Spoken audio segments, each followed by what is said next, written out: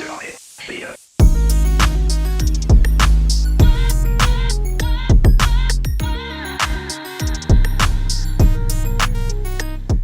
we are back, and we are live. We are live for another Euro 2024 match view. It's been a minute, hasn't it? It's been a minute due to having a few days of absence of games, and then obviously I was ill for the last set of group games as well, so we are back. Here we are. It is the beginning of the round of 16. 8 matches. It's Switzerland versus Italy kicking things off. Then Germany play later on this evening as well, which we'll be doing too, or I will be doing too. So it's going to be a fun evening / afternoon of football, isn't it? So big up to everyone. Be sure to subscribe, bottom right hand corner. Be sure to click the like button as well whilst you're at it. We've got the defending champions. It kind of gets a bit lost, doesn't it? That these are the defending champions in Italy, and do you know what? I suppose probably just get a little bit lost, just because when we're talking about, who's going to win this tournament, who's going to do the best in this tournament, etc., etc. I suppose you just don't really talk about them that much. Maybe because, again, I haven't been totally blown away. Maybe because they didn't top their group. I don't know. But nevertheless, this is going to be a really interesting one. I think this is two really evenly matched sides. I wouldn't be shocked if this one does go to extra time or penalties. In fact, we're ready for penalties, basically. I've had a bit of a...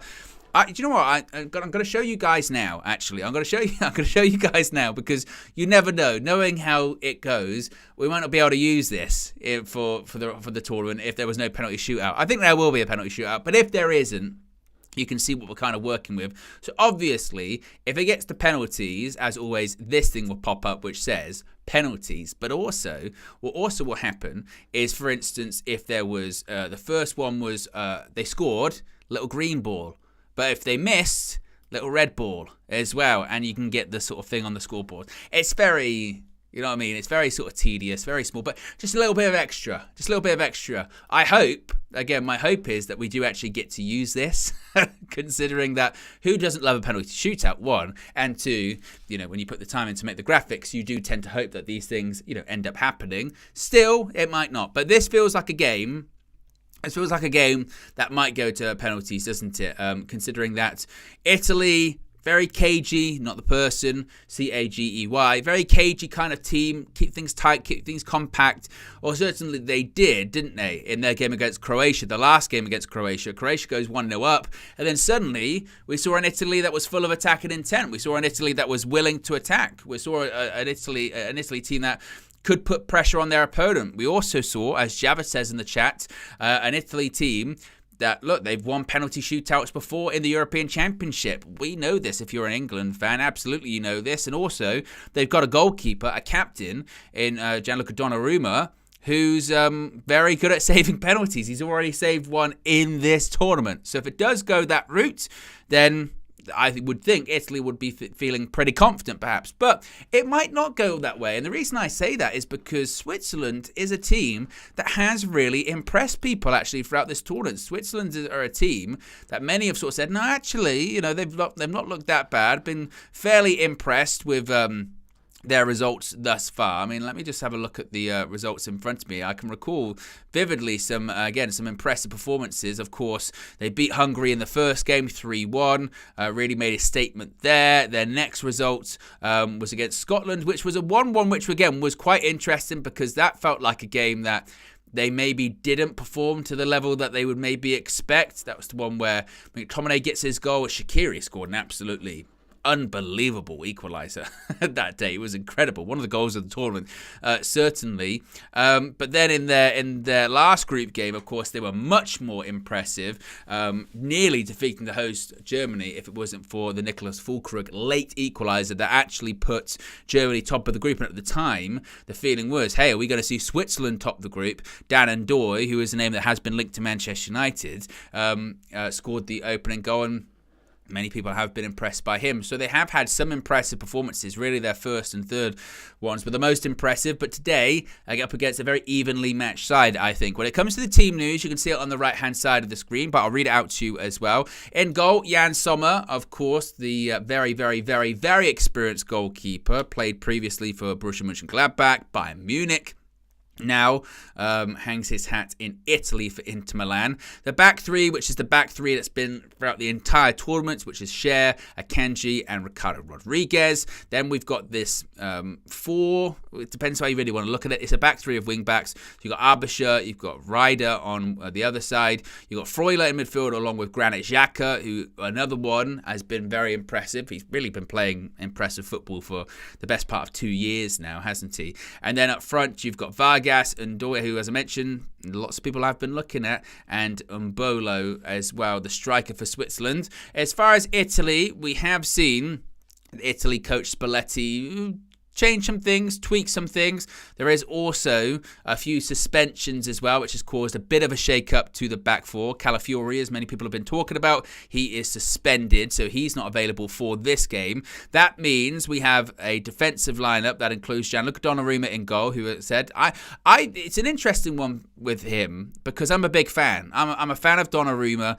I know that he has made quite high-profile errors previously, and there have been maybe some things said about his exit from AC Milan when he went to PSG, but I'm a big fan of his, and I actually think his talent's somewhat wasted playing in Liga every single week. Of course, he's in a fantastic team, but I'm a big fan of his, and again, if it goes penalties, I think he could be the difference. He really could. Back four, we've got former Manchester United player Darmian playing, Bastoni, Mancini, and Di Lorenzo. And then we have a midfield three of Barella, Fagoli, and Cristante in midfield. It looks like they have changed shape from, I think they were also playing a back three with wing backs previously. Now they've shifted back into a back four. And then the front three are Faraone, Chiesa, and Scamacca. Chiesa, of course, in the last game, I think came off the bench. Scamacca, I don't even think started in the last game too. So we were looking at Spalletti still really trying to find what his starting 11 is. As I mentioned, it means that Calafiori is not playing. He's suspended. It also means Jorginho has been dropped to the bench too. So we are seeing quite a few changes here.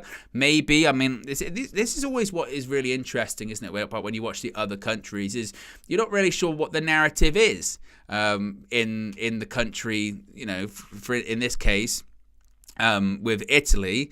Have they been looking at it, or what is their mindset going into this tournament? We won it last time, we should be defending it. Were they disappointed to come second? I don't know. I don't know the answer to that one, but I think this is going to be a really tight game. I don't have huge expectations about it being exciting, and I suppose what's your definition of exciting? Is do you view exciting football as end-to-end, lots of goals, lots of opportunities, or do you view excitement as very tight, on a knife edge, 0-0, extra time, possibly penalties? Because it certainly feels like it could maybe be the latter rather than the former, doesn't it? So the players are just about to come out onto the pitch. We will be subjected to one of the best national anthems, which of course is the Italy national anthem. Very strong, isn't it? Italia. It's very good. I'll wait. I won't go full for it. You know what I mean? Got to save your voice. It's going to be a busy day today. As Jan Sommer in the tunnel there. What are people saying here in the chat at the moment? I can see Riri says, bless up Owen and everyone in the chat. What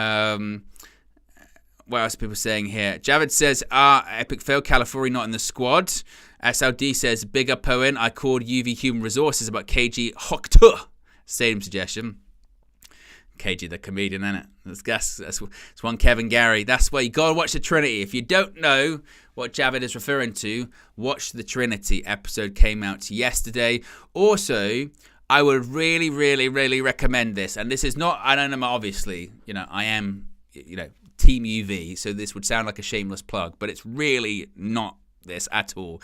You have to watch the interview that Flex did with the Hatchman, Kevin Hatchard, this morning. It came out this morning. If you really want to know the ins and outs of some of these players that Manchester United are linked to in the summer transfer market, Joshua Zirkzee, Ugarte, Matthias de Ligt, of course, those links getting stronger over the last 24 hours. Rene Harker, I think is how you pronounce the name as well. First of all, just a lot of interesting stuff about how to actually pronounce the names, which I'm a big fan of. And two, it's just good to know, isn't it? There is so much nowadays, and I've seen this over the last 24 hours. There is so much pushback on players, or writing off of players, or bigging up players when you know for a fact no one's seen them. Like they haven't. They've watched a couple of comps like the rest of us, or they just go onto transfer market. You know what I mean? They go into transfer market and go, how much is he worth? Or how many goals has he scored? Or how into deep bin? Get in the bin. They're rubbish. And you go, have you ever watched them? No. Have you spoken to anyone that's watched them on a regular basis? No. That's why you got to watch that video of Kevin Hatchard, because that's literally what he does. Every single week for TalkSport or other major outlets, he's watching European football, Bundesliga, Serie A, Eredivisie, you name it. He's commentated on it. So it's well worth a watch. And you get, again, a more rounded look, I think, about what these players are and how they've been and how they could fit into Manchester United. Here comes the Italian national anthem, Vittoria. It's very strong, isn't it? Italia. It's one of those national anthems you have to close your eyes to sing. There's a lot of eye closing in this, isn't it? Very strong. That's why it just was so rubbish that they beat us in the final. But it's a very strong national anthem. I think it has to be considered one of the best, isn't it? It does. There's Bastoni. And it's the way it ends.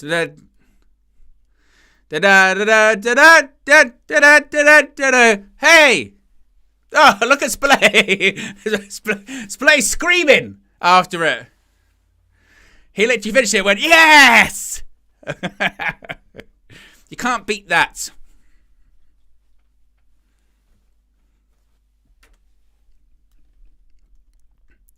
The Swiss national anthem, certainly maybe less energetic than the Italian national anthem. A bit slower. Nice contrast, though.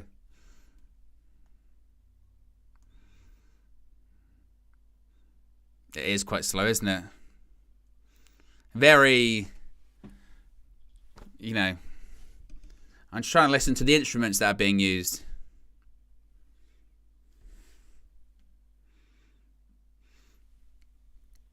Shaqiri on the bench. Again, scored a fantastic goal in this tournament. It was a ripper against Scotland. As Granit Xhaka looks focused. Where is this? And there he is. Oh, Mr. Bond. The Switzerland manager. Is it Murat Yakin? It is indeed. The Yakin brothers. Murat Yakin, his brother, Hakim Yakin. I remember every time Man United used to play, like, was it Basel? Growing up, they'd always be playing. Always. Murat Yakin and Hakan Yakin. They're playing in Berlin.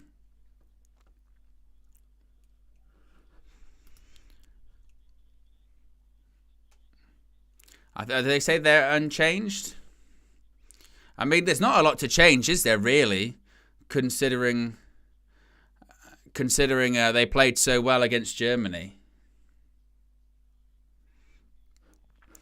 But it's in the Olympiastadion in Berlin, which will be, I think, the final. The final is going to be held in Berlin, of course, being the capital. But get your predictions in, get your thoughts in, get your musings in. Look at the referee, Kalina Regen. Well, sort of shrunken Kalina. He's bold. That's all I'm really going with that. The Italy team, of course, captained by Donnarumma. Calafiore band. So it's Damian, Bastoni, and missed that. Mancini and Di Lorenzo. Barella, Fagioli, and Cristante. What happened there? They've changed. Was that a late change? It's El Shwari. Well, this thing I've got in front of me is a bunch of bullshit. Because it says it's Il Farioni. But that's not Il Farioni. It's Stefan Al-Shwari. Google, you disgrace.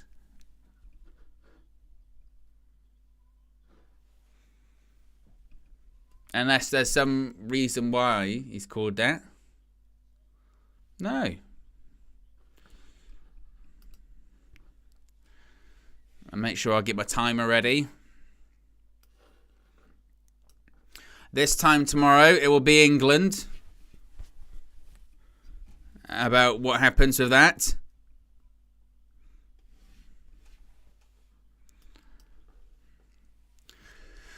I'm going to go with, before kickoff, Switzerland will be in the quarterfinals and knock out the reigning champions. That will be the story. I've had a vision, a premonition. I'm like Raven Baxter. And we wait for the countdown. 9, 8, 7, 6, 5, 4, 3, 2, 1. And we are off.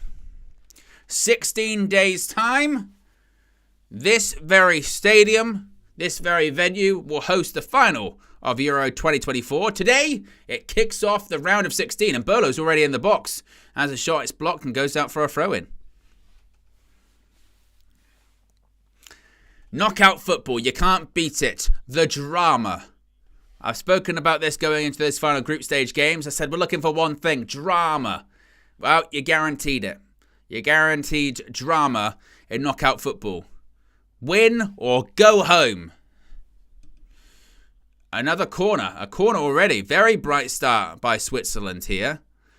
Already into the box. Already got a corner.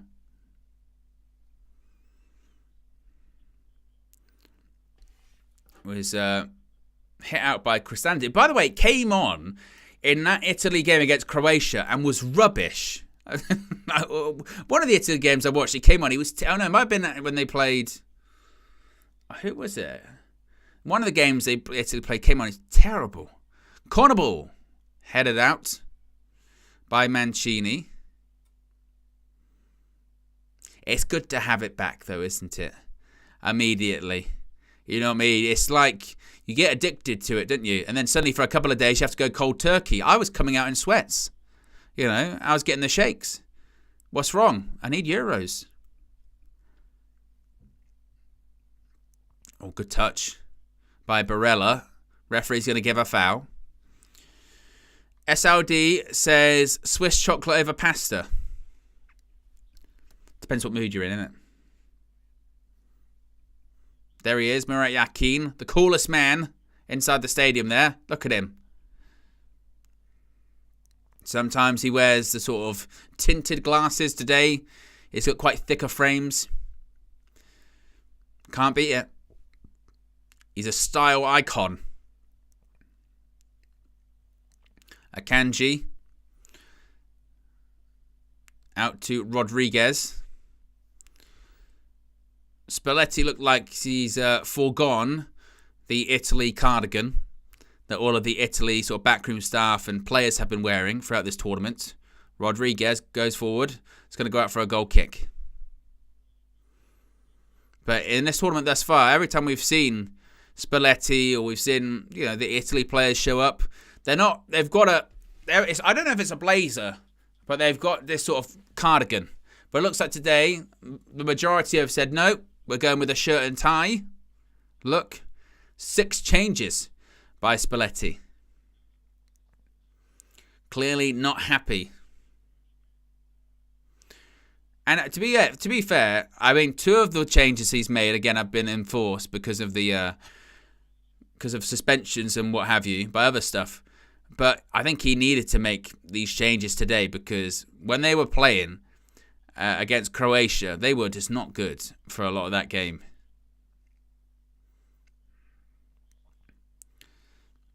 Darmian cleared only as far as Xhaka.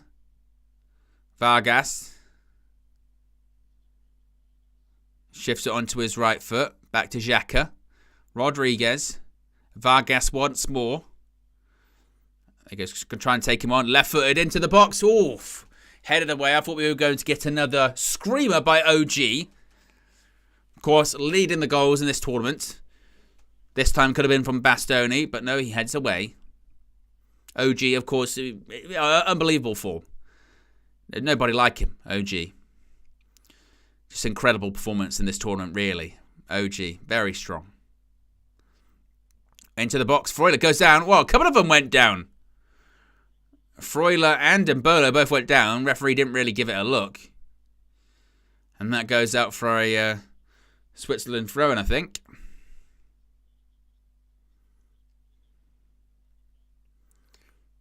Last cap was back in November for Al-Shwari. I mean, it is a bit of a throwback name, isn't it? How old is Al-Shwari at this point? Because it feels like he's been around forever.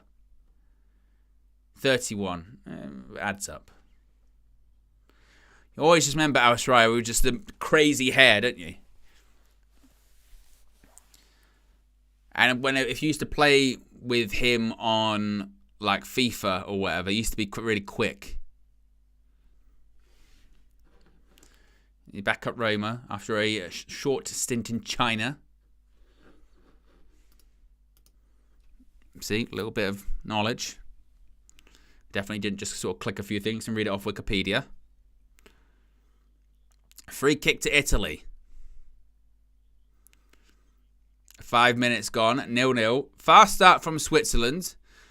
But I think this kind of pace, this kind of pattern is probably what we're going to find ourselves sort of sitting into. Again, I think this one's going to be quite close. And it could definitely go the distance. Ball over the top. He's into the box here. Oh, just completely missed the ball. Al-Shwari just swing and a miss.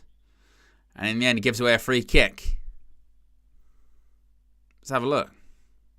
Was it a free kick? Yeah, probably.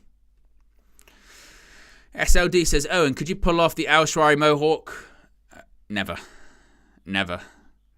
I'm at a crossroads. I mentioned this on one of the other match views recently. I'm at a crossroads with my hair. I'm thinking of going much, much shorter. I'm giving up on the hair. Here's Rodriguez.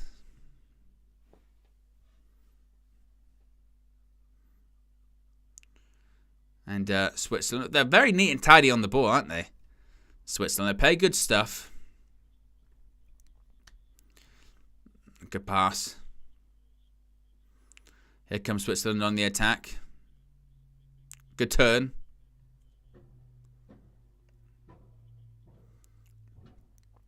Oof. Chiesa. Goes back to Di Lorenzo. Danny Murphy's talking about his time flying. One of the first times he's ever flown was when he went to Berlin. Just so you needed to know, guys.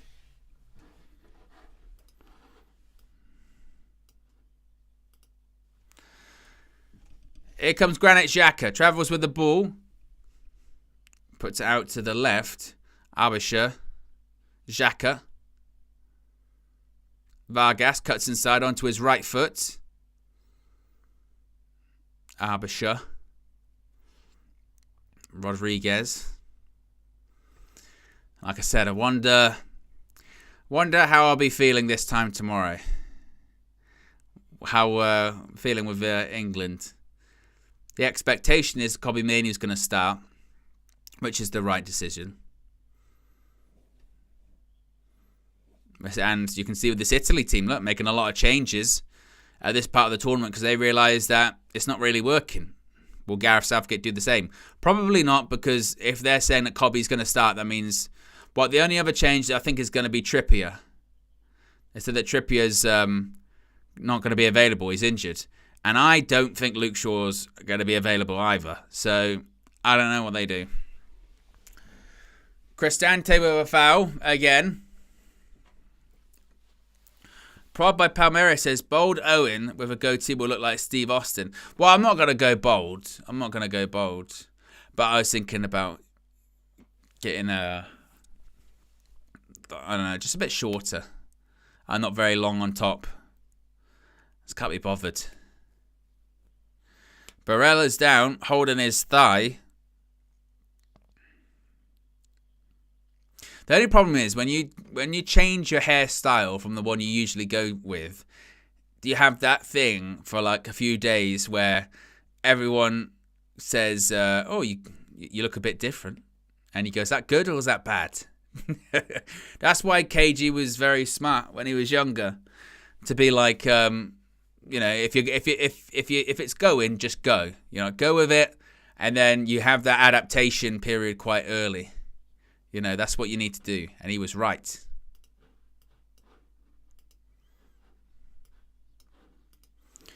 Might be a bit of a problem with Barella here.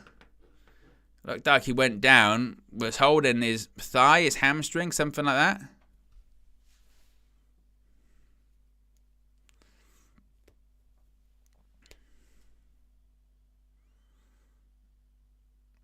I tell you what, thigh injuries are the worst. I was on trial at Cheltenham, and your trial usually lasts like 6 weeks, something like that. And on maybe the second or third training session, I either pulled... Let's free kick play out. Freuler onto the edge of the box, ball in, and that's cleared. on the second or third training session, I either pulled something in my thigh or tore something in my thigh. And the reason why I don't know is because I never got it checked out. I tried my very best, very, very, very best to play through it. And I ended up making it way worse, to the point that to this day, I have it seizes up, or it's really sometimes quite painful. And the only way I can describe it is what it felt like. Those hand warmers that they're like mush, and you click, and they then get harder and harder and harder till the end they're solid and they're warm. It felt like that, but with my thigh.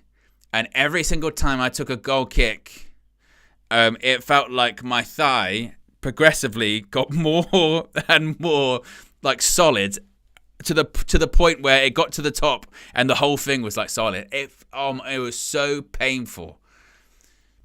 And but you're on trial, so you're like, oh, got to play through it, mate. And it was the worst. Goal kick played out by Italy. Di Lorenzo.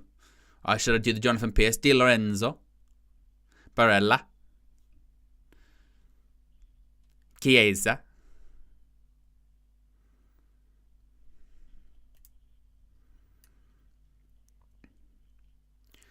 And they give it away. Red Baron with a super chat says, Calafiori is perfect for us. Perfect for us. I will die on this hill. Well, I don't want you to die on any hill, Red Baron. But lots of people have been very impressed by him. A lot of people saying that they hope... a lot of people for lots of different teams hope that they sign him. I think he has been linked with Liverpool, hasn't he? Has been linked to Liverpool. Do you know what is quite unfortunate, actually, about Bologna? Is you just get the impression that, they had a fantastic season, and now they're just going to get ripped apart, aren't they? I mean, their manager's gone to Juve. Joshua Zirkzee's going to be leaving, this summer because of his release clause. Calafiori, he's possibly going to be going too. We're talking about Ndoye for Switzerland. Who does he play for? I think he plays for Bologna. Yeah, he plays for Bologna. He might go this summer. So, like with anything, you can be victims of your own success, can't you?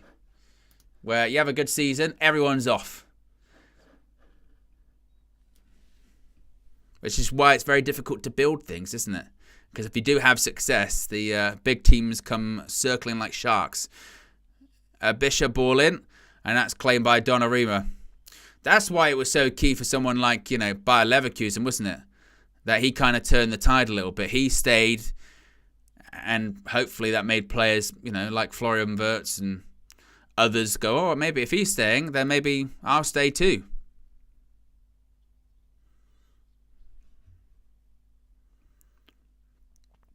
(29 degrees) pitch side. Oh, very warm.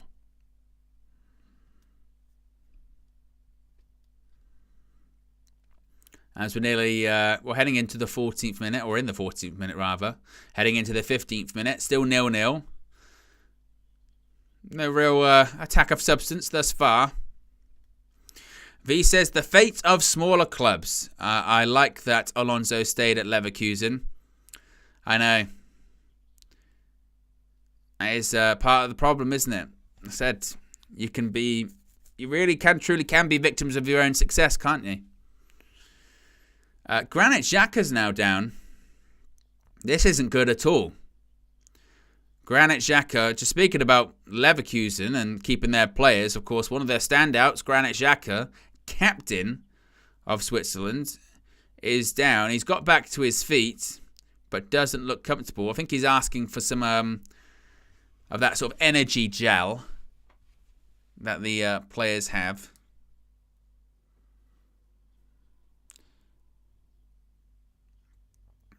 But it's playing on. And maybe because of the heat, the conditions might slow play down a little bit. Certainly is a tie that feels like it's yet to sort of really come to life. Fajoli, that was a good turn. Good pass. There's Al-Shwari. Gives out to Di Lorenzo. Chiesa, who I guess is perpetually linked to Manchester United. Just forever, isn't he? Di Lorenzo again. And that's a good pass. Cristante's in behind. And Rodriguez makes the block. And that'll be a corner. Good bit of play by Italy there. First time they've had a bit of composure. Good pass. And good block. And it's going to be a corner. This is a good question. What do we think is going to be sort of the shock of the round of 16? Because there are some potential big shocks in there. There's this corner right now for Italy. Ball in. Very deep one, right to the back post. Someone would have had it. He did make a shout for it, but they tried to clear it instead. What do we think is going to be the shock of the round of 16? I mean, whoever really wins today in this one wouldn't be a massive shock. Of course, like if a Denmark knocked out the host Germany, that would be a big shock. Of course, if Slovakia knocked out England, would be a shock. Let's not dress it up any other way. And certainly the media would go into meltdown. But it's England. I wouldn't be shocked by anything. But it certainly would be a scalp. If Georgia beats Spain, that would be a massive shock too. France, Belgium, it'd be surprising if Belgium beat France, but not totally. If Slovenia knocked out Portugal, that would be very surprising. Romania, if they knocked out the Netherlands, Austria, Turkey, we expect Austria to win, but still, it wouldn't be too shocking. So there's potentials. There's potential for shock upsets in that. Opportunity, here we go, for Switzerland. Not sure that was the right pass. And Bolo, nobody there. Easy for Donnarumma to sweep up. SLD says Slovakia to win it. Romania beating Netherlands. Though I wouldn't be quite that shocked. Osama says England to lose tomorrow. Do you know what it is, yeah, with England? I can't. I'd be upset. Because obviously I'm English. I want England to win. I want in my lifetime to celebrate, to be fortunate enough to celebrate England winning a trophy. It would just be, it's so, I can't comprehend it because it's never happened. So I don't even know what it would feel like. Like, even when at the Euros, when we got into the final last time, like, it was so, like a foreign feeling. Because again, England fans are just like, they don't know what to think when that happens. But this tournament, England aren't winning it. I don't think. We're fortunate we're on the better side of the draw, but even we play the winner of this game, didn't we? And I could see us. It's just not going to happen. It's not going to happen. I don't think, unfortunately. I do think the real top opportunity was Euro 2020, and we fumbled it. Free kick. Fagioli and Barella standing over. Oh, great ball. Oh, Di Lorenzo. What an error. Offside. Gets away with it. A little dink over the top. Shades of Bruno Fernandes and Anthony Martial against Manchester City at Old Trafford back in 2020. Just a little dink over the top to Di Lorenzo. Just completely misses it. Eric Ten Hag says England ain't winning at Owen. You don't have to tell me. Yeah, but by the way, I didn't realise this. I didn't realise it existed. But, some people have been critical of myself, saying I'm being too mean to Gareth Southgate. There is a Gareth Southgate Defence League. I'm not sure it's as populous as Eric Ten Hag's one. But some people are saying, no, you're being too harsh. You're being too mean. And you got to stop it. The best one is someone when they say, what gives you the right? Well, the same thing. What gives me the right to criticise Gareth Southgate is exactly the same right that gives you to defend him. Isn't this how this works? We all are allowed different opinions. If my goodness me, if we've not learned that after this past season, that people are going to have different opinions and that's okay, then what are we doing? We're just repeating the same cycle over and over again. Is Jan Sommer. Passes it out to Akanji.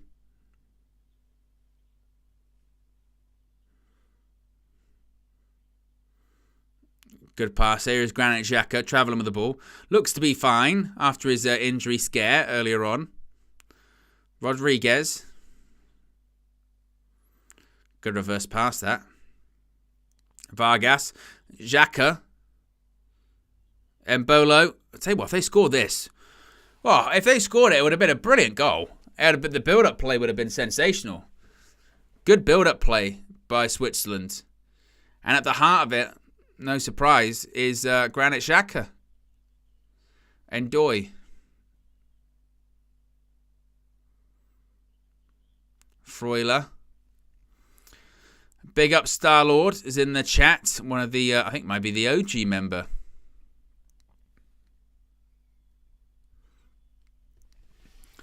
What's this? That's maybe some. Well, I'll wait before I even announce it. Actually, let's have a look.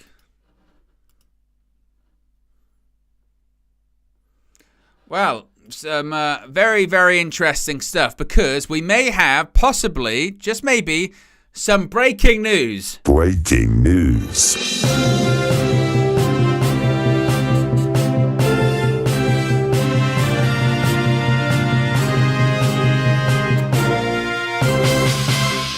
And it's reports coming out of Germany from Florian Plettenberg regarding Manchester United's interest in Matthias de Ligt. Florian Plettenberg has tweeted in the last 2 minutes that he has been told that Manchester United have open talks about Matthias de Ligt on the player's side now. He understands that Manchester United have gathered more information about the 24-year-old in recent days, as he can leave Bayern with a suitable offer as previously revealed. De Ligt is ready to leave Bayern Munich and open to joining Manchester United, as he will not become the central defender number 4 or 5. Still no contact between the clubs yet, but Manchester United have opened up talks with Matthias de Ligt. Not Bayern Munich, but with the player side of thing, talks have opened up. That comes from Florian Plettenberg, and again, very significant because he was the first to talk about De Ligt and Manchester United, and everyone sort of went, oh, I don't know, Florian. Then Romano came out and said, no, this is a real thing. And Florian Plettenberg was like, see? So Jonathan says pure lip service. I don't think it is. I think that is very legitimate, this one, because Florian Plettenberg has been saying it for the last couple of weeks, and it's very much ramped up over the last 24, 48 hours. So, very interesting. Very interesting, that.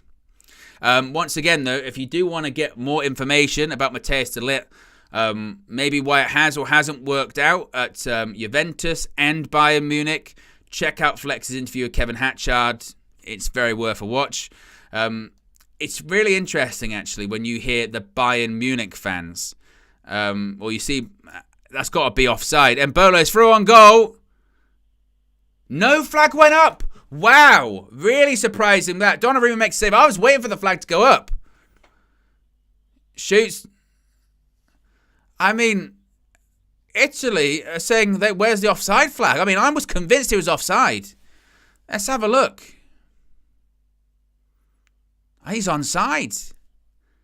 Good decision by the linesman, and it's a good save by Donnarumma, but not a good finish. Wow.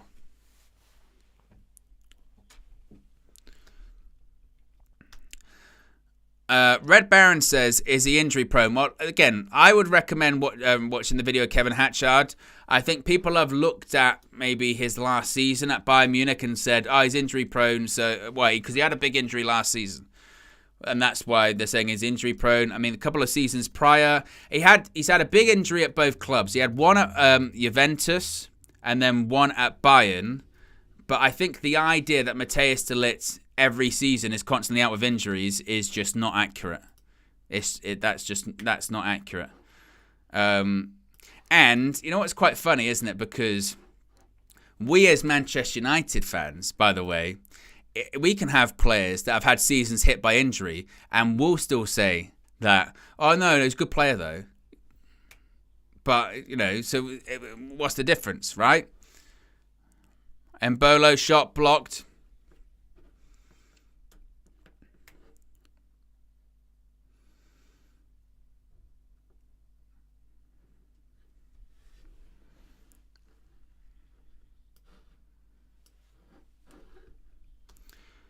Fagioli's going to travel with the ball here. I think also the thing with de Ligt, because he's been around for so long, people assume... Al-Sharawi, blocked. People assume that he must be old. He's only 24. Again, he's not old. 24. Said he had a big shoulder problem when he was at Juventus. Kept him out of 17 games. He was out for 110 days. Last season, the 23-24 season, longest injury he had a knee problem from November to December. Kept him out of 9 games, out for 42 days. Before that, missed 6 games. Look, last season was a difficult season. He missed 20 games for injuries. With 20 games through injury, 4 separate injuries. Season before that, he only missed 5 games. Season before that, missed 2 games. Season before that, he missed the 28 games, as mentioned, with that shoulder problem. But then apart from that, all the other seasons he's played, single digits, single digit games that he's missed, which is in line with most people, really, isn't it? It's 2 seasons he's had 2 big injuries. So I think the idea of, he's injury prone. He's had injuries, but does that mean he's injury prone? I don't know.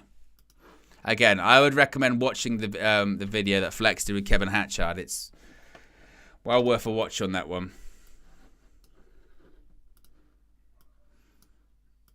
Now, I think obviously just with Manchester United in general, you know, if we just get nervous, don't we? Because if we've seen any players ever been injured ever, we're like, oh my God. Oh my God. That means he's going to be injured. Look, we've had players...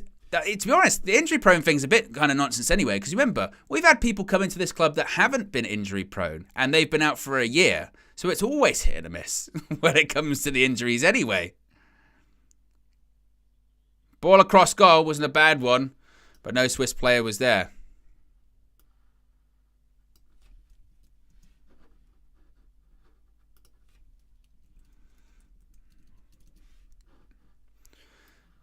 But that's a couple of opportunities for both teams at either end. They're still 0-0.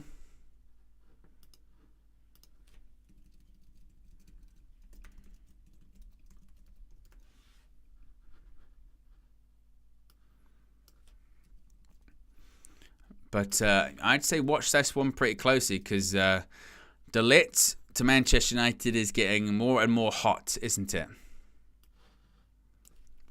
Definitely.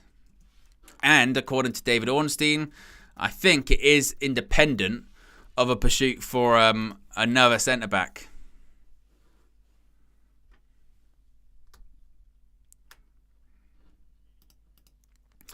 Eric Ten Hag says, De Ligt clearly didn't work for Juventus and Bayern Munich, so why are United signing a flop player? Absolute BS. What I have noticed, by the way, with United fans in the last sort of few days is I don't think United fans know who they actually want a lot of the time, because whenever we go in for any player, the pushback on the majority of them is so ferocious. Like, we are desperate. We are desperate just to shit on any signing that we're possibly going for. We will find the problem in anything. We want to sign everyone tomorrow, immediately, and then when we do get linked with players, it's, well, they're rubbish. And we have to remember where we are, who we are at the moment, and our financial position too. And when we are, and when we're doing our business, I think that is something also to consider, because, for instance, this is why I say, like, with the Lenny Yoro stuff, like, go get Lenny Yoro. Well, he's not. He's going to Real Madrid. Like, that is what it is. He's going to Real Madrid. So that we're in for Jared Branthwaite. No, he's too expensive. English tax. Blah blah blah. You go, okay. Then who else are we going for that we've been linked to at centre back? I'm not sure. Agate, then the pushback of that one, he's not good enough to get in PSG, so why are we going after him? Joshua Zirkzee, well, I'm not sure. He was at Bayern, it didn't work out for him there, so why is it going to work out at Manchester United? Bear in mind, you look at someone like, say, Martin Odegaard, who is considered to be one of the best midfielders in the Premier League at the moment. He went to Real Madrid as a prodigy when he was younger. Didn't work out. Now it's worked out at Arsenal. Byron says most fans wanted Todibo. Well, unfortunately, we're shit out of luck when it comes to those UEFA rules, isn't it? I do think that, again, we do this sort of dance, don't we? Every transfer window, where we want everything and nothing at the same time. And you almost have to have the conversation of what do we really want? What do we want? We go into these transfer windows with so many requests and so much bravado, but every time we ever link to a player, we just say they're rubbish. And again, I get it, because you look at last season, you look at some of the signings in the past, and it's understandable. But there's going to be pros and cons of every signing. Like, there really is going to be. Every signing's a risk. The important thing would be that if you don't overspend and you don't get and you don't give too high wages, you give yourself more room to maneuver, don't you? That's the case of it. If you can sign Matthias de Ligt for a price that's under, that's a good deal, and you don't go crazy with the wages. So the wages are the one that kind of worry me a little bit. Then again, why not go for it and do the deal quickly? So. And look, and ultimately, it's all just based on people's opinions of it, isn't it? So, like I said, I don't know. I think Matthias de Ligt, I think he would be a good sign. It's not as if he's old. I'd be concerned about more the financial side of it. That's the thing I'd be worried about. I don't have concerns about really his injury or his age. And he's 24.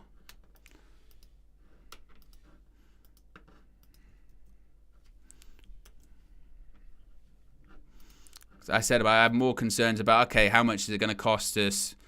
What kind of financial package would it be, etc., etc.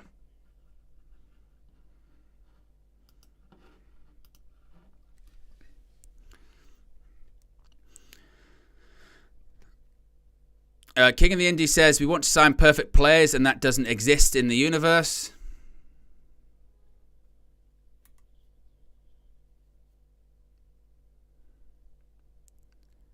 As Italy playing out from the back here.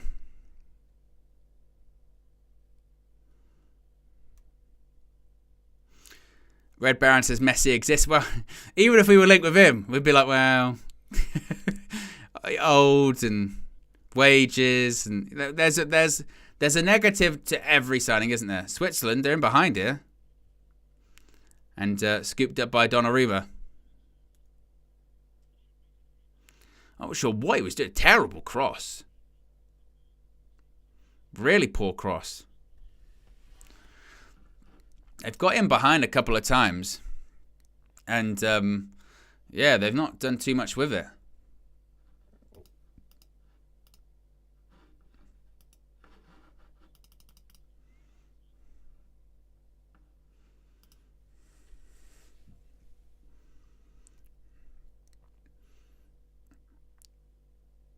But game's still a bit flat, lacking a bit of energy.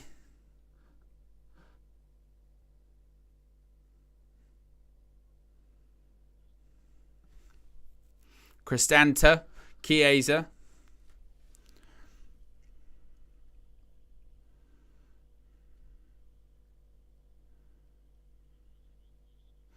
King of the Injury says, and then we overhype players who we haven't even watched and get upset when the club doesn't sign them. That, again, that's why, and I know I've said it a million times already today, but that is why I would recommend to watch the Kevin Hatchard video, because it's true. Like, it's so true. We get hyped up with comps or because there's like a certain... We might never watch, as a fan, you might never watch a player, ever, but they fall into a certain profile. So they'll be like, oh, he's 21 and he plays in South America, let's say. And we'll be like, yes, bring him in. It's like Palestri. You know what I mean? Yes, get him in. Bring him in. And you go, well, he's not... What? I haven't heard of him, and he's young, and he's, South America. He's got to be good. Got to. And then you see him, you go, actually, there's not really anything in that. You know what I mean? I mentioned this, I think it was Friday on the Transfer View. I genuinely believe the biggest problem that a player can have in terms of transfers is if, like, ball in, Donnarumma's claiming offside, is that people have seen him quite often. Because then they can actually get an educated opinion and they'll just go, oh, right, naturally, I've seen him quite a lot. I don't think he's that good. When people haven't seen the player that often or have only seen glimpses over the course of several years, then we just do what everyone does, which is go online, go on Transfer Market, look at some comps and go, he's either brilliant or he's terrible.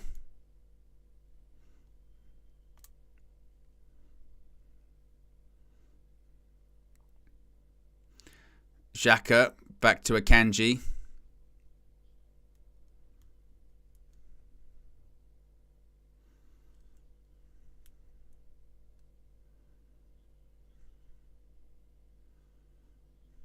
Vargas.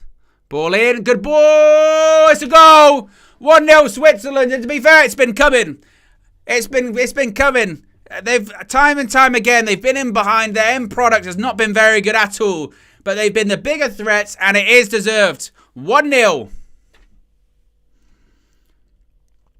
Less than 10 minutes to go till half-time, and the Swiss are 1-0 up. And it's been deserved.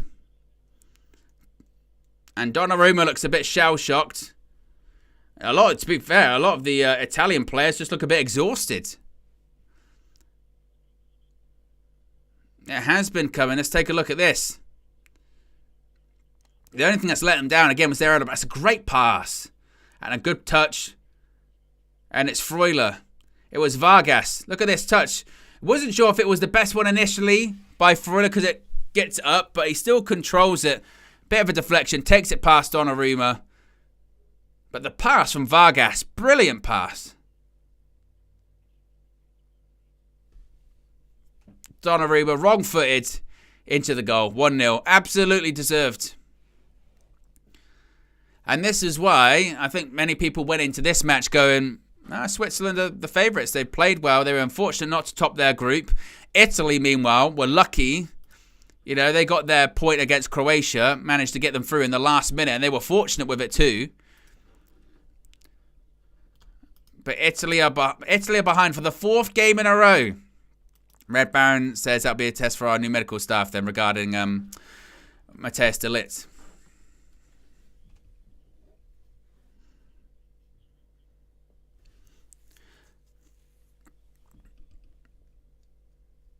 I think a centre-back partnership of de Ligt and Lisandro Martinez, though, is encouraging, is exciting. Of course, if you can keep them both fit. I mean, Leach he really did have terrible luck, didn't he, last season? It just never got going for him. And I really, really, really, really hope that's not the case for him next season.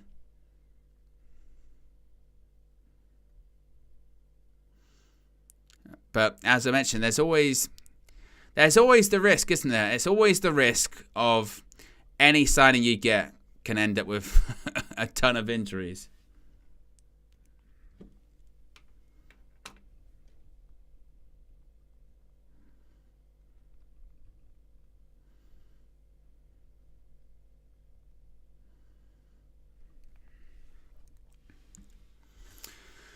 Osama says Italy do not look up for it. They look really flat, don't they? They look really flat, really tired, and they just look.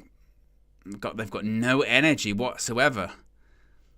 About 5 minutes to go to half-time, and if there's another goal in this game, you feel like it'd be going to Switzerland again.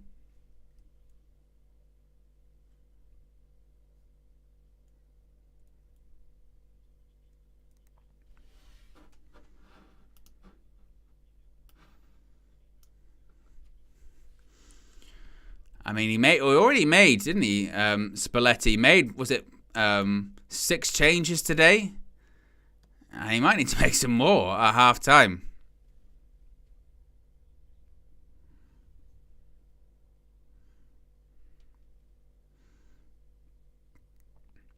About 5 minutes to go. 1-0 Switzerland. Who would they face, actually? Let's have a look at this. Who they would face in the next round if they go through. Let's have a look. So if they win, they'll face the winner of England versus Slovakia. So this is a bit of scouting for England, hopefully. Well, the way that if England beat Slovakia, which they should, whether or not they will, but if England play how they've been playing, and they play against this version of Switzerland, that's going to be a really tight game. That is going to be a really, really tight game. Because Switzerland are playing some good stuff, and England have been so flat. But there's still plenty of time to go in this. We did see Italy again in their last match. They did wake up against Croatia. Maybe they will. Maybe Spalletti just needs to get him in at half-time, perhaps. And goes all the way back to Donnarumma in goal.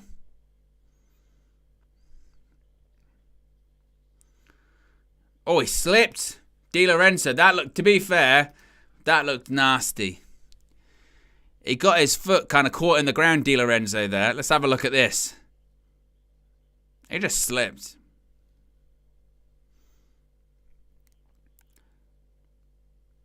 Take a look at this goal. Look at this pass from Vargas. Look at this. Top pass. Good run as well. That's a great goal. That's the top goal.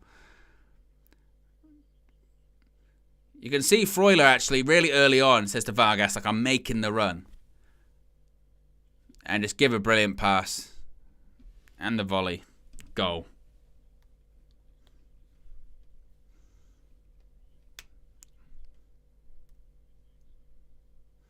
Look at the beer flying around in the stands.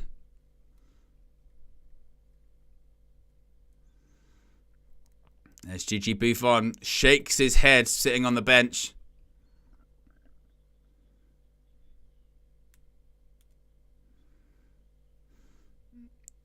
Of course, was in that stadium, yes. All those years ago. World Cup 2006. Lifted the trophy. 18 years ago. That is ridiculous. I mean, that does make you feel old. I was watching something last night, and they were talking about 2012, the year 2012. And for some reason, I think people have got certain years like stuck in their head, like they weren't that long ago. And 2012 is one of those years that I've got stuck in my head of that wasn't that long ago. 12 years ago. I was like, oh shit. Over a decade. And they were like, of course, this is 12 years ago now. I'm like, what? Frightening.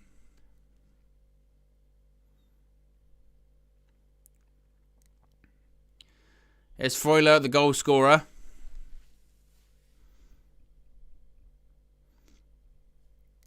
I mean, even the fact that 2014's a decade ago, that's kind of mental in itself. 10 years ago. You're like, what? 10 years ago. Xhaka.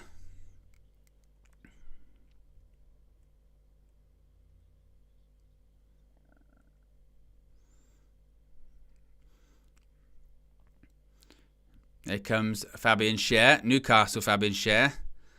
And that's going to be a free kick, yellow card too. I tell you what, Italy are really, really flat. El Suarez has been booked here. And, oof, I tell you what, it was nasty as well. Take a look at this. Right on his ankle. Very nasty. But these guys, I mean, you can see why they haven't qualified for a World Cup in forever. It's just more surprising how they ended up winning the Euros last time. I suppose it's... I mean, even that Italy side wasn't as strong as Italy's sides of the past, but it still had, you know, Chiellini's, still had Bonucci. So you still had that sort of really strong defensive solidity, but now it's just not there. Whoa! I think it's not going to be a corner. Read it with an absolute thunderbolt. Take a look at this. He tries to catch him out near post. And Donnarumma does get across to it, actually. Does well. Yeah, good save in the end. My goodness. 3 minutes of stoppage time. And I tell you what, Switzerland, they could kill this game off at the moment. Italy are right there for the taking. It's already 1-0. Ball in. If they get a second goal, they ain't coming back. This is firmly, if this was a boxing fight or whatever, this is where they're on the ropes. Giving it like this. Like Tyson Fury when he was bouncing off the ropes. You know.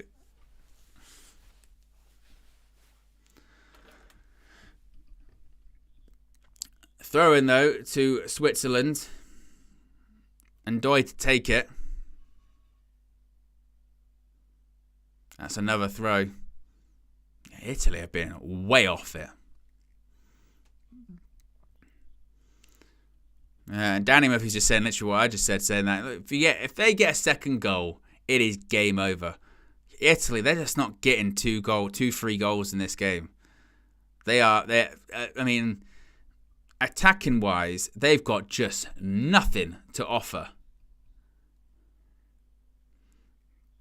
And Doy. Oof, I tell you what, Darmian, he had a nibble.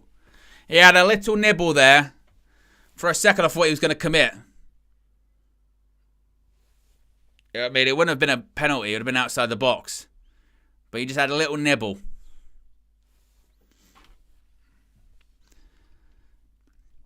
That's going to be another corner. It's just all Switzerland.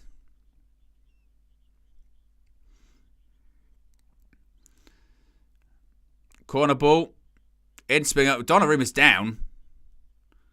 And that's going to be a free kick.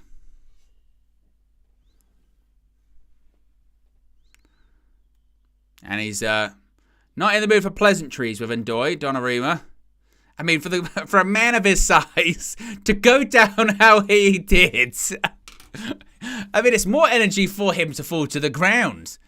I mean, my goodness. Oh. Here's Darmian.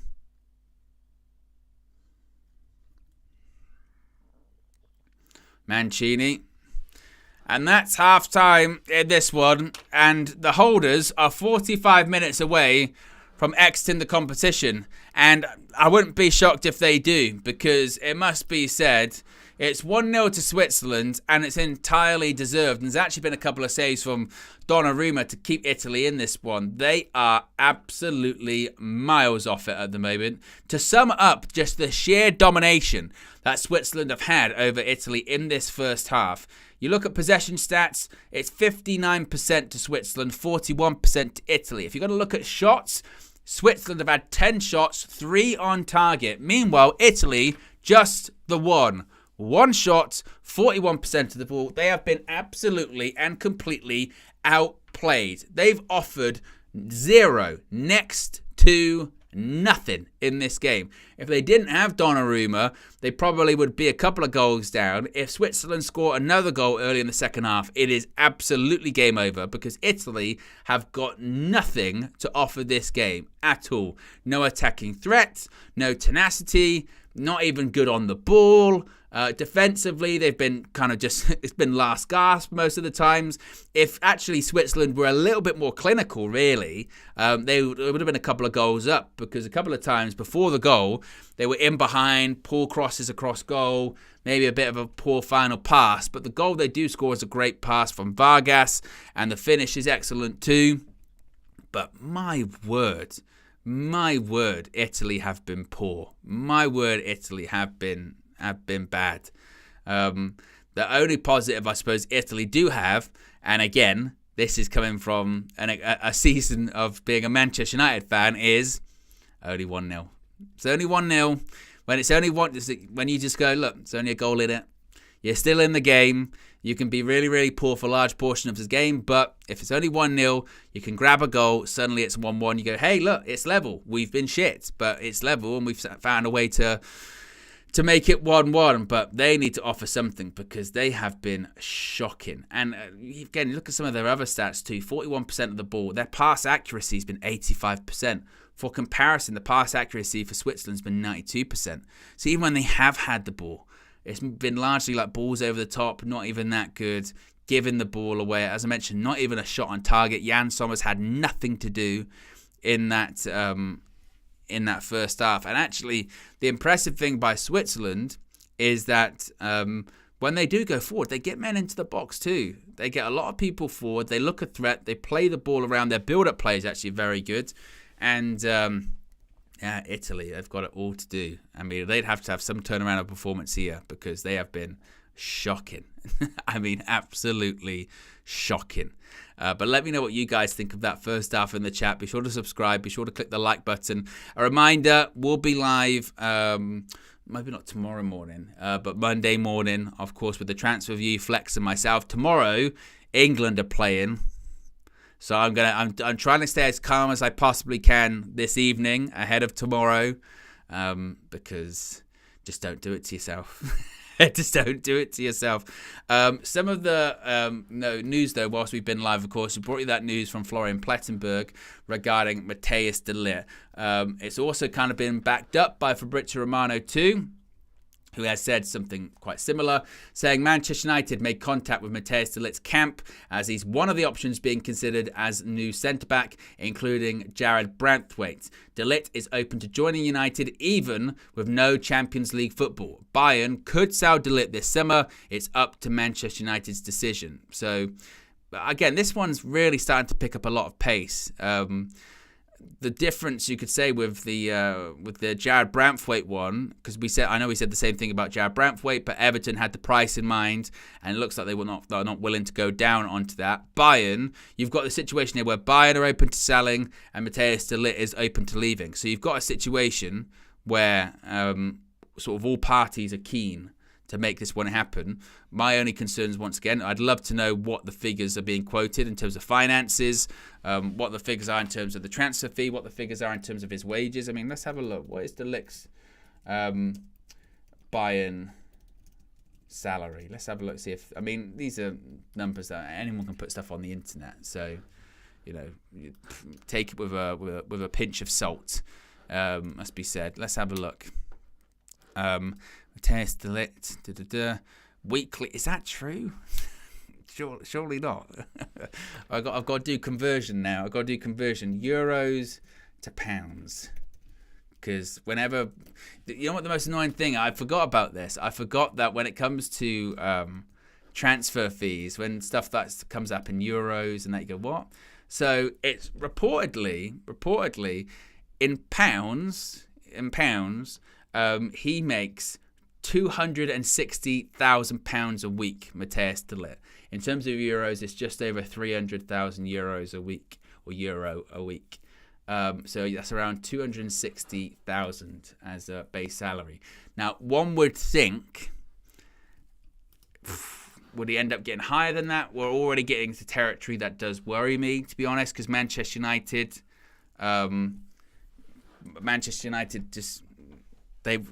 Manchester United don't tend to sign people when the contracts go down, do they? That is the concern for me. That is a bit of a worry. Again, these numbers come from online, so whether how accurate they are or they aren't, take it with a pinch of salt. But yes, he's on £260,000 a week. As far as Raphael Varane was on, I think it was like 300. Man United salary, I think, was around 300, maybe a bit north of 300. I think it was. Let's have a look. 340 according to this website here, which is around the number that had been put out there before. It was north of 340,000 pound a week. So an argument could be made if you kept him at 260. Well, it's significantly less than what was paying Raphael Varane, but once more, Manchester United historically have been ones to. I mean, there was talks with Jared Brantwaite that we were going to be offering him. How much were we going to be offering Jared Brantwaite on his contract? Was it like 200k or something like that? Which was, to me, absolutely ridiculous. And then I remember at the time. At the time, it was like, why do you want him not to get paid? Well, just that's what it was. So yes, that's the suggestion. The suggestion that he is on about £260,000 a week at Bayern Munich. That's one website. Let's have a look, see if that's what other people have said. Lots of other websites are saying the same thing here, that he's on around £260,000 a week. I wonder who's the highest paid Bayern player, just out of curiosity. Or let's look at just Bayern Munich wages. Here we go. Out of curiosity, who's and do this in pounds. What is it? I tell you what, there's some Harry Kane's contract. Yeah, if this is true, per week, allegedly, Harry Kane's contract is £406,000 a week. Just under £500,000 a week. Harry Kane on at Bayern Munich. Second highest, Manuel Neuer, £340,000 a week. Thomas Muller, £333,000 a week. Leroy Sané, £324,000 a week. Now, I've got to get this pronunciation right because it's not Joshua Kimmich. Joshua Kimmich is £316,000 a week. Serge Gnabry, £306,000 a week. Leon Goretzka, £292,000 a week. Kingsley Coman, £276,000 a week. And then you get Matthias de Ligt, around £260,000 a week. So he's not near the highest paid player at the club or anything like that. I mean, you've got Coman, Goretzka, Gnabry, Kimmich, Sané, Muller, Neuer, and Kane. All higher than him and significantly higher than him too.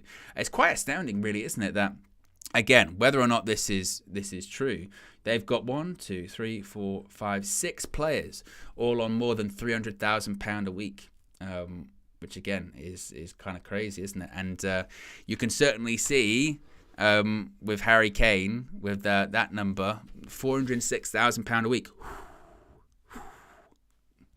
I mean, and that's just, I don't know if that includes bonuses or things of that nature. I don't know. But that's according to this website. Ironically enough, called Capology. But this was the website that Flex was referring to previously that he was looking at for a lot of the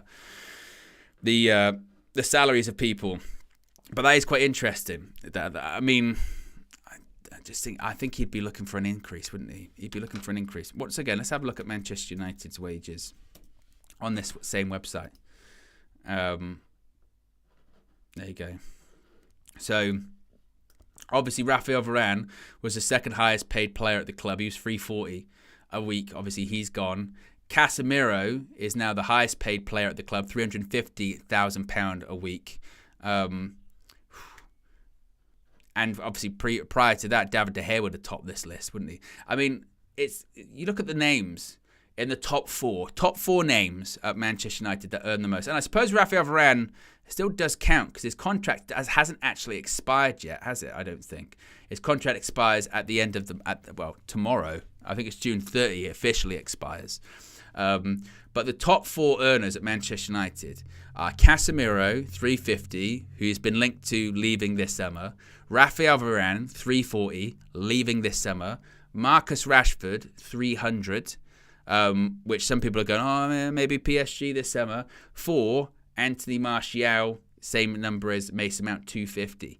But that's when you go back to it. I mean, actually, when you look at Manchester United's wages, the return on investment that they get, or we get, is so shit, really, when you think about it. Like, Casemiro, highest paid player, discussions about his future, wasn't the best deal to sign. First season was very good, but long term, there was a bad contract. Rafael Varane, he's going. Marcus Rashford signed the new contract, really poor season. Anthony Martial, 250, hasn't actually completed 90 minutes in 3 years. He's leaving now, free agent. Mason Mount, 250, barely played last season because he was constantly injured. Bruno Fernandes, 240, which you would go, look, fair enough. You're getting your money's worth with Bruno Fernandes on that kind of money, especially in comparison, once again, to other clubs. But you're getting your money's worth there. Manchester United captain, readily available, does deliver. Underneath him, Anthony, 200k a week. My goodness me. Is that, talk about inflation. Underneath that, Jadon Sancho, 195k a week. I mean, again, his number's been thrown around quite a lot about what it actually is. Underneath that, Harry Maguire, £190,000 a week. Underneath that, Luke Shaw, 150. Of course, he's been at the club longest serving player at this point, isn't he? But injuries. Underneath that, Christian Eriksen, 150k a week. Christian Eriksen earns more than Lisandro Martinez. Leaches on 120k a week. So does Andre Onana. It's mad. it's like, it's almost like the more money you make at Manchester United, the more money you make, the worse your ability tends to be. Like, it gets worse. We'll give you lots of money. Well, then you're definitely going to be rubbish. Then, because I might say rubbish, but there's definitely going to be like issues, problems. Yeah, I mean, when you keep looking at Manchester United's sort of wage bill and who earns what and all that kind of stuff, it is remarkable, absolutely remarkable. Particularly again those top earners, where you just go, wow, that is, incredible. And again, and 200k a week. I want to see Chelsea's actually, because I know that Chelsea, with all of their signings that they've made the last few years, there's a couple that are on ridiculous. Raheem Sterling, £325,000 a week. Reece James, 250k a week. A lot of injuries. When he plays, good, but a lot of injuries. Wesley Fofana, I mean, how much has he actually played for Chelsea? 200k a week. He's the third highest paid player at the club. Ben Chilwell, 200k a week. And he played himself out of the England squad with how poor he was in the friendlies. Christopher Nkunku, 195k a week. Obviously, loads of injury problems. Enzo Fernandez, 180k. Marc Cucurella, 175k. Moises Caicedo, 150.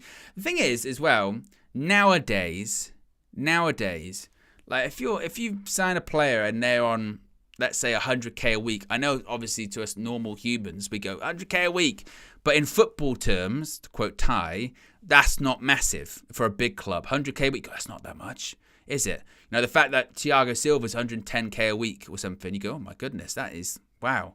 Or, you know, you've got people like, even someone like, I guess, Moises Caicedo or Enzo Fernandez. The fact that their contracts expire. I mean, Enzo Fernandez on 180k a week until 2031. So and the risk, I suppose, you take with that is, if he's good, you've got him locked in on a contract for the longest time that you don't need to change. If he's bad, how on earth are you going to get him out of that contract too? But, yeah, to circle back to the Mateus de Ligt, though, one, it would only be wages. That would only be the one that I'd be like, because he's on 260.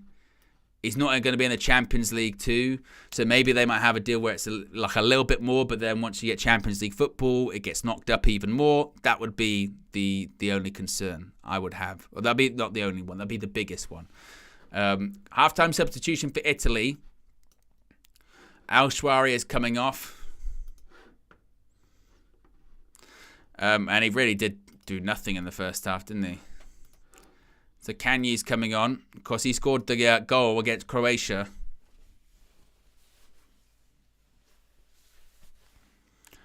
Anome says, Mary Earp's leaving United. I know. I mean, what is going on with the women's team? The players leaving on free transfers and sort of the neglect when it comes to contract talks is quite staggering, isn't it? And quite concerning, particularly when they've had success.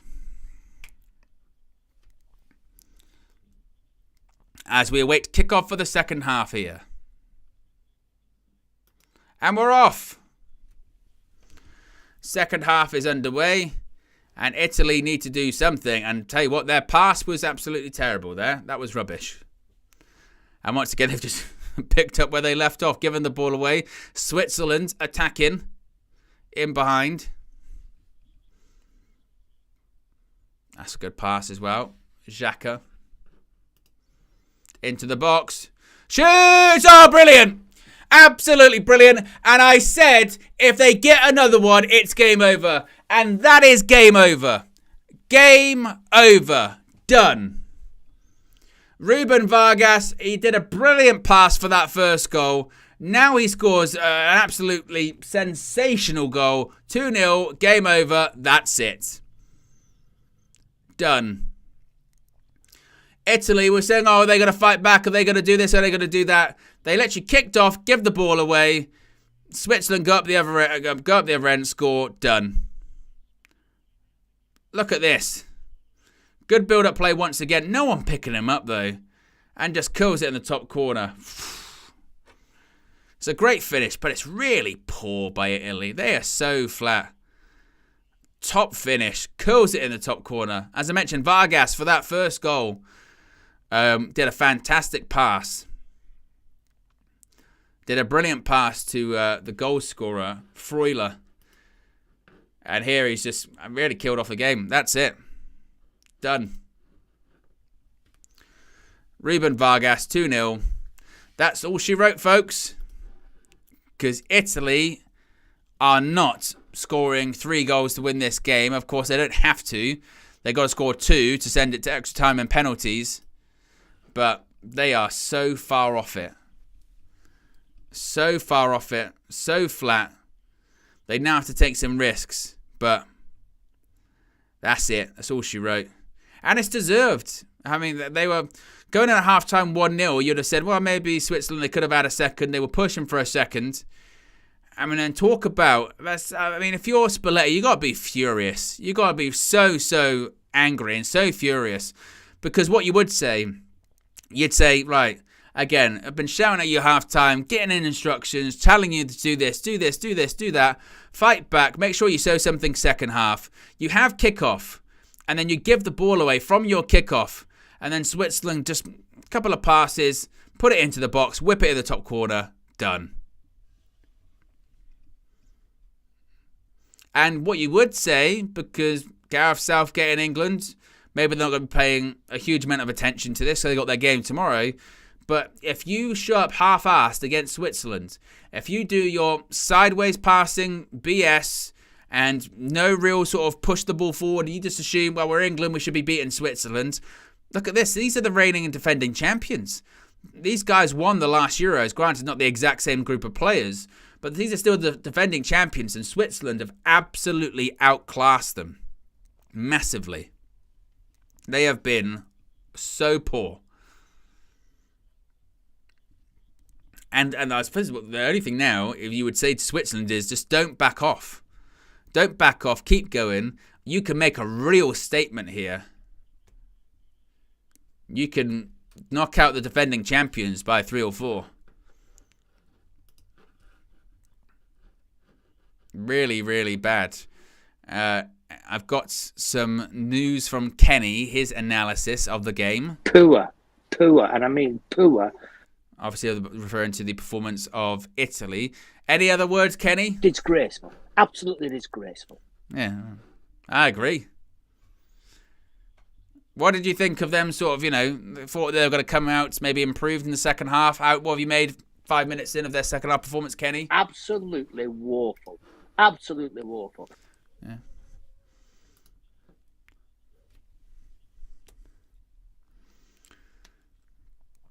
But 50 minutes, 2-0 Switzerland. And Bolo, this could be 3. I tell you what you would say about Italy. They look like they cannot be bothered. Like, that's probably the biggest indictment.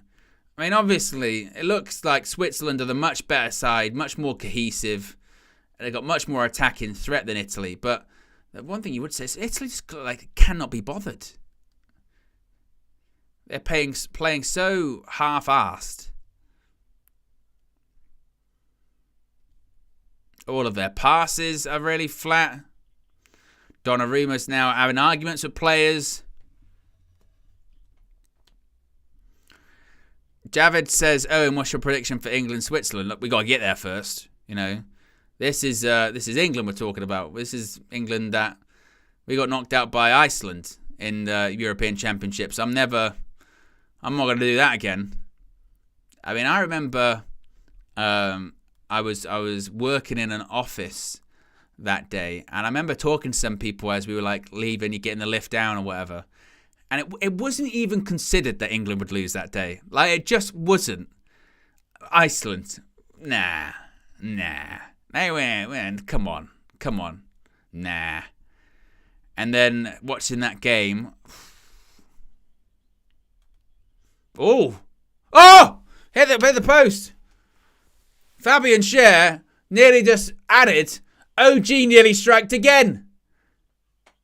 And that would have come from absolutely nowhere. That would have been from absolutely nothing. Schär with a scare. Oh, my word. And it kind of happened in slow motion, didn't it? He headed it. And then it just, it was crazy.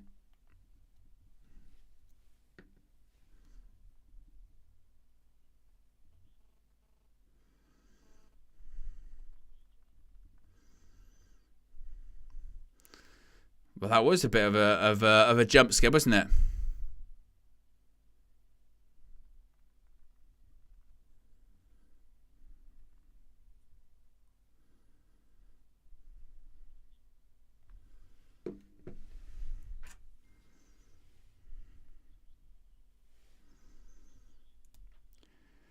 "52 minutes gone, though. 52 minutes gone. 2-0 Switzerland. Nearly a miraculous, not an equaliser, but avenue back into the game. Ball in, headed away. Shoots. Blocked. And passed all the way back to Donnarumma.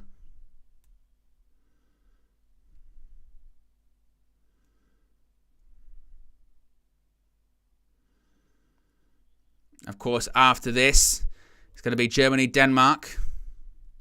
I'll be live for that one too. Reminder, the winner of this will face the winner of England versus Slovakia, which of course is tomorrow, 5 p.m. I'll be live for it.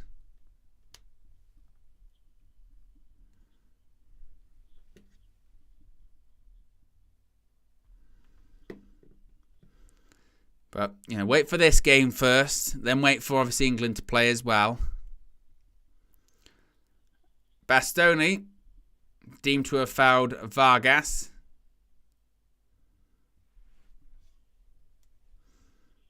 I was in Doy. I mean, this was nearly that own goal. It would have been unbelievable. Because he doesn't have a clue. Schär, he really doesn't have a clue. Schär, though, makes it... Oh, look at that. Great pass. Towards Vargas. Oh, got the ball caught under his feet. Picked up by Donnarumma.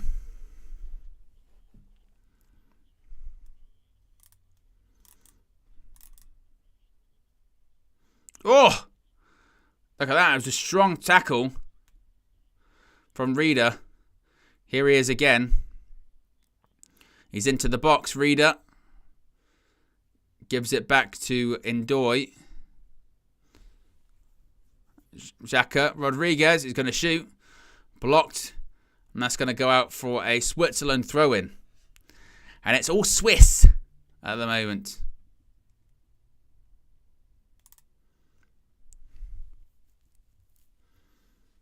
Xhaka. Oh, interception for Italy. And given away again by Italy. Oh. Italy's. And look at the spaces. Oh, it's just too easy. Oh, if that had been a goal, it would have been a brilliant goal.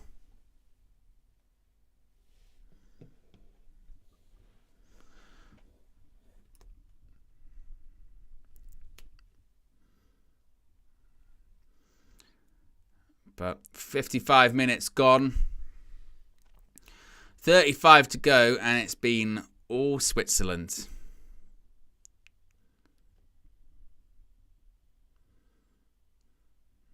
Bastoni. Zaccagni. Tried to get past Ndoye, but he stays with him. Oh, that's better feet. Ball into the box, headed away. Shoots, Cristante, blocked. Right, does that count as a shot? I suppose maybe it does.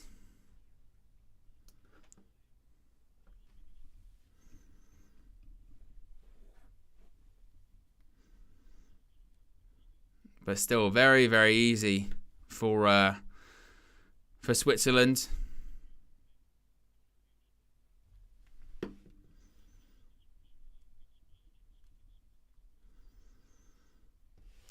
I mean, Danny Murphy's saying about making changes for Italy. I suppose the problem is that Spalletti made those changes before the game, hoping that it would do just that. And it's not really worked out, has it?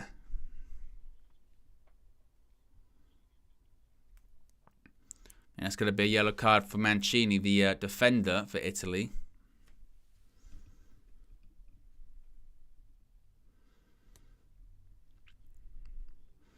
And that's a booking. Doesn't seem very happy. Gianluca Mancini. Not happy at all.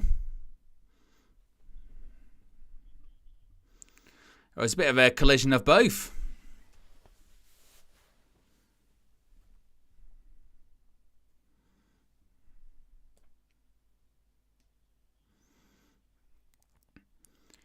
The Italian fans trying to get something going.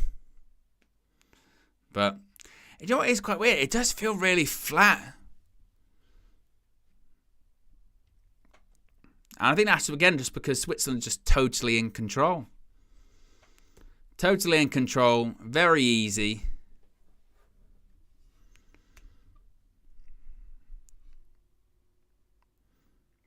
Turns back. And now Switzerland just passing it around the back. Oh my goodness me, fizzed that one in to Cher. Cher did really well. Yeah, someone asked quite a lot of him. But their ability to play up from the back is between that back three. That back three is like the sort of bedrock of this Switzerland team, isn't it? Cher, Akanji, Rodriguez.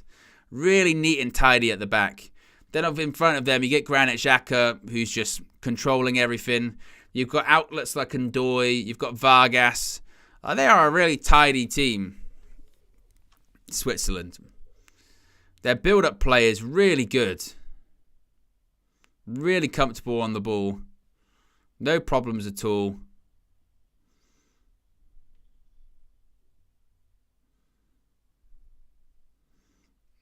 Vargas. Freuler.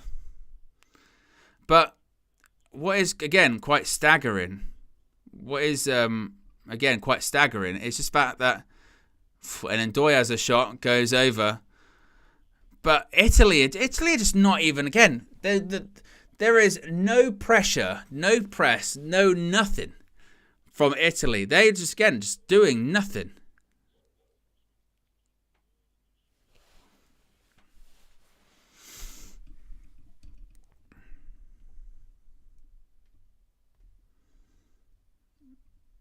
Way too easy for Switzerland. Like, Italy don't have the look of a team that are 2-0 down at the moment. Scamacca, a bit better hold-up play. Goes to Zaccagni. Bajoli, ball in, headed away by Rodriguez.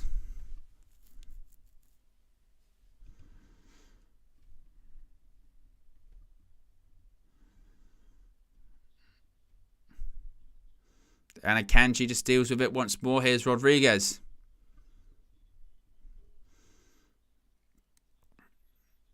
Headed by Mancini, but it's just particularly again, that's a bit.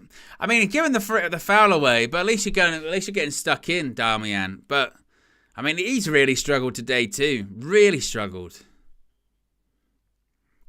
But they are just properly going through the motions.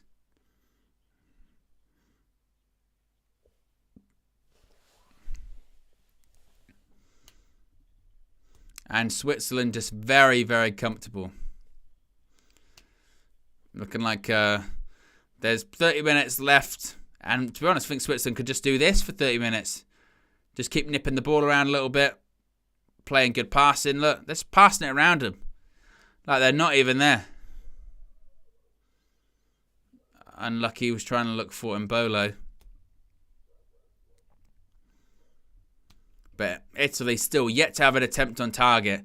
Only 3 shots overall in 60 minutes. In 60 minutes, Italy have only managed to have 3 shots. Meanwhile, Switzerland have had 13, 4 on target. Here's Chiesa. And that's won by Vargas. Italy thrown is given.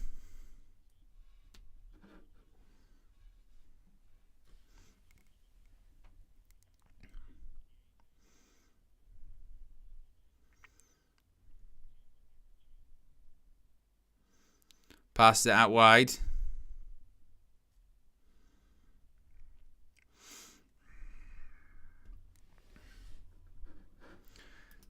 I mean, it looks like they're trying to make anything happen. Really. Chiesa, ball in, headed away by Cher. Darmian.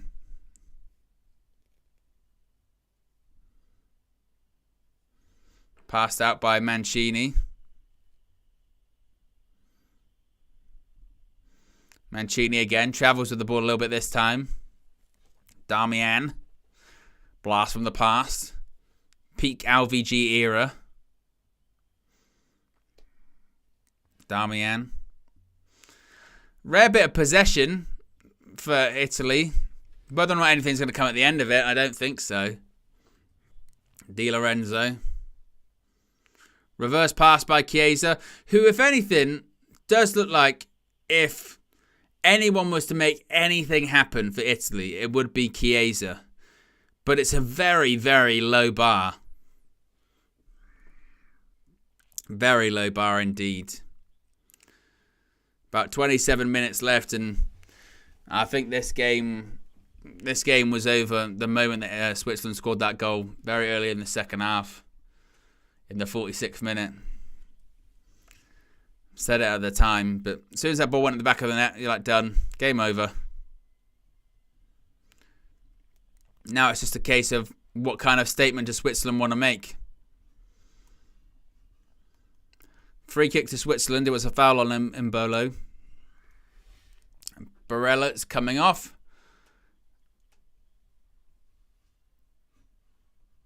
And Retegi's coming on.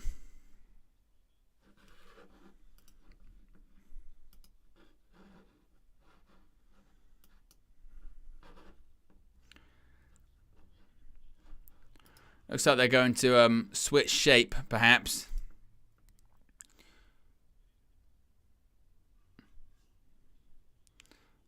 Mbolo gives it back to Donnarumma. Italy looking to play up from the back here. Of course, Retegi is a forward, so it's Spalletti trying to go for something, but whether or not it's going to work, I don't know. I think it might actually really lead to Switzerland probably scoring more. Xhaka blocked. It was a good block as well. Yeah, I tell you what. I mentioned this. I watched Switzerland play in their first game. And one of the questions that someone asked after the first sort of round of games was, who's been never? Oh, and Ndoye went for an overhead kick. Someone said, who's been the most impressive player in this first round of games? And to be honest, I mentioned it at the time, I thought Granit Xhaka played really well in the first group of first round of games, and he's done it again today. He's done it again, Granit Xhaka, because he's been superb. Controls the game, dictates the tempo, calm and composed on the ball, sprays it out, plays it through the middle. He looks so composed, so calm, and you can see why when he did go down in the first few minutes of the game, Switzerland were concerned, because he's so important. Free kick to Switzerland. Danny Murphy says a third would kill it. And the game was dead anyway. It is done. Got the cagey comedian. Read his free kick too far. Do the KG, can do always the yawn in the match. Wasn't a good free kick by Reader.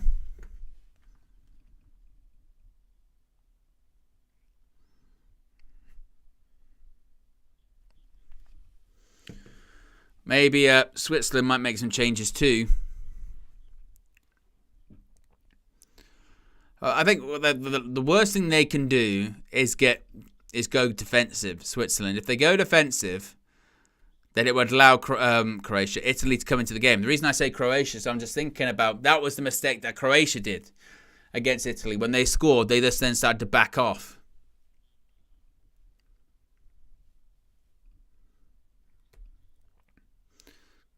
Cristante, who, by the way, once again, I think has been really poor in this game, Cristante. I mentioned whatever game it was, when he came on, he was really, really poor. And it looks like it again. Ball out wide. Here's Chiesa.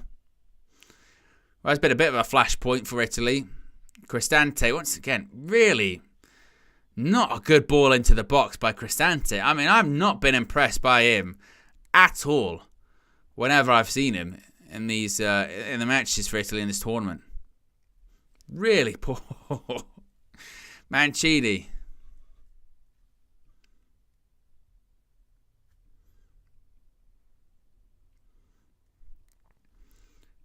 Italy trying to get something going. I mean, again, what they've got to hope for now is just that if they somehow manage to get a goal back, it can put a bit of pressure on Switzerland maybe. But there is just no impetus.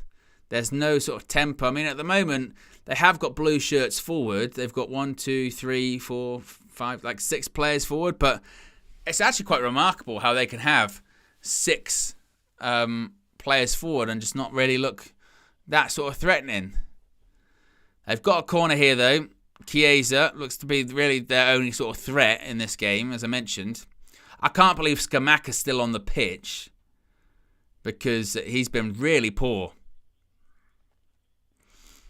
But looks like Switzerland might actually be making some change after this corner.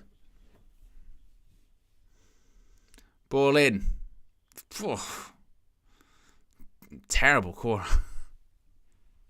Really bad. Di Lorenzo.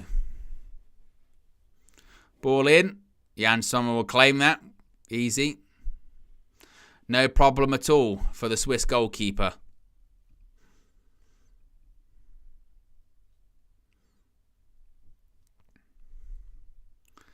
Sommer gives that to Cher. Not the singer. That would be quite remarkable, wouldn't it? If Cher was playing right centre-back for Switzerland. Here comes Italy. Chiesa, I mentioned he was the flashpoint. Did that go out for a corner? It did. According to the referee, it's going to be an Italy corner. Did go out. Good decision.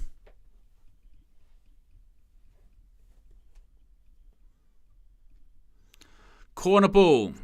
Chiesa this time. Hopefully it'll be better than the last one. The last one was not good. Heading into the 70th minute. Ball in. Headed away. Oh, good touch. Great touch by Reader. It's the counter-attack on for Switzerland here. It could be. Here's Granit Xhaka.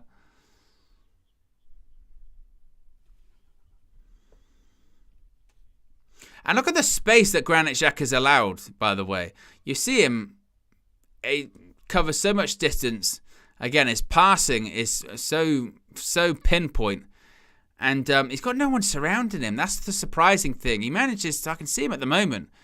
There's just no real blue shirts near him. They've got way too much time on the ball. Italy win it back. Have they kept that on? No. That's going to be an Italy throw. Switzerland are going to make a couple of subs here.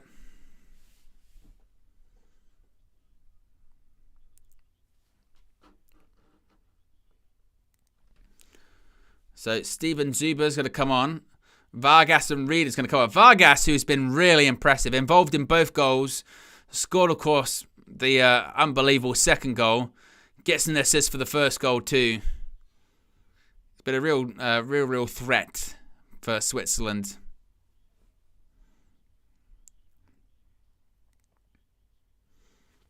A terrific performance by Ruben Vargas. Plays for Augsburg in the Bundesliga. Now people will be like, Vargas in. Bring him in. Only 25 years of age. Now's the time.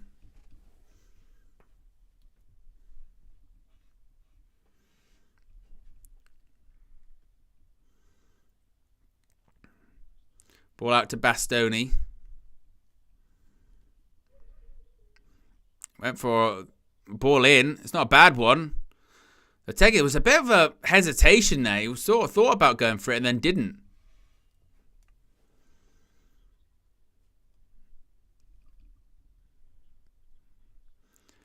I mean, Italy, are they growing into the game? I mean, a little bit. It's more so, I think, Switzerland dropping off, trying to protect what they've got, maybe tiring a little bit. But they've got to make something of it. Here's Scamacca. Zaccagni. Good pass by Cristante. Okay, shoots. But it's a shot on target for Italy. Can you hear that? They're celebrating in Naples right now. A shot on target. I mean, a bit better by Italy. But like I said, I don't know if it's a case of them upping their game or Switzerland just dropping off a little bit. Of course, a reminder, the game coming up this evening. Germany versus Denmark. I'll be live for that, 7:45. 8 o'clock kickoff.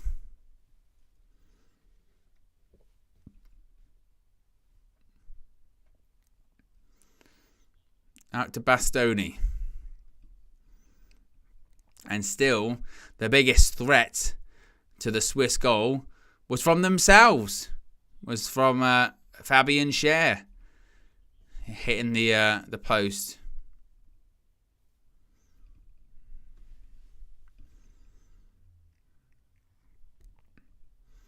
Oof. Italy just managed to keep hold of the ball.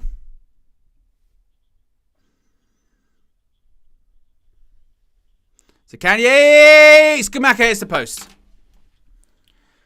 No offside. That was the moment I mentioned about they'd have to do something, Italy. Get back in the game. That was their chance. For Jolie, over the bar. They were claiming for offside. There we go. Here's the one. Ball in. It'd have been close. But I mean, there'd be a couple of looks at offside there, wouldn't there? Was he offside from the header, and was Scamacca offside too? It'd be both.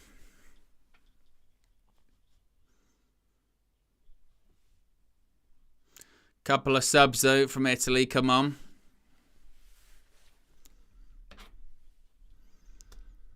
Here's Granit Xhaka.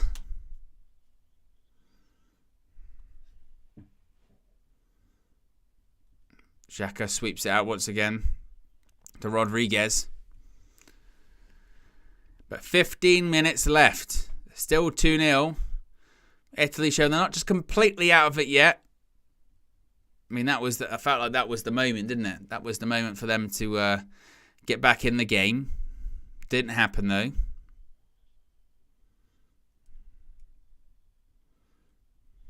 Ziba. Xhaka.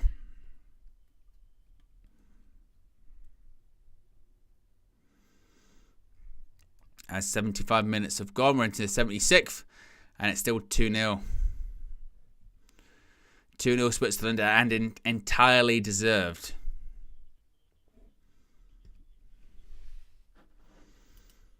Only really, as mentioned, in the last sort of 5 minutes, you could say Italy have upped their game a little bit, or have Switzerland dropped off. But you're still looking at Switzerland, 14 shots, 4 on target. Italy, 6 shots, 1 on target. Switzerland had the most of the ball. Certainly the much better team. Scamacca. Miles over the bar. Look at this. Headed down. My goodness me. Not good.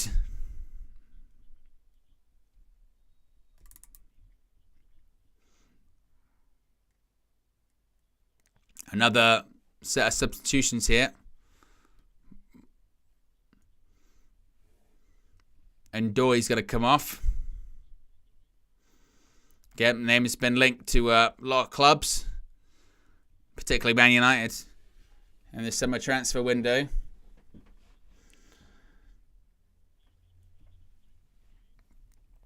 And Mbolo is going to come off too. So that entire front three is now all off. You know, Reader, Vargas, Mbolo, all off. There's no happy. Mbolo looks pretty pissed off. It's all right, man. You're winning. You're going through. It's okay. I know you might want to score, but yeah, save you for the next round. It's all right. It's all good. That is a bit of a bugbear of mine. Like, I get the players want to play, but, you know, it's a bit overdone, isn't it? You know, the whole being substituted and then doing the whole, I'm not happy. I'm coming off the pitch. You know what I mean? Especially when you're 2-0 up. You just go, look, it's good. You're fine. You're going to go through. Like, I get it if it's 0-0 or you're losing, something like that, but it's self-preservation. Switzerland corner. Came off Bastoni. Tried to keep it in, but couldn't.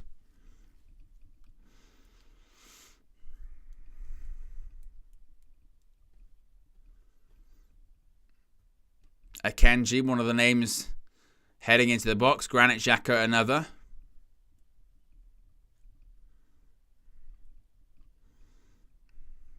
Shares also in there. Ball in. Oh, arrived at the edge of the box. And it was Freuler, of course, who scored the first goal. Miles over the bar. So swings the leg at it.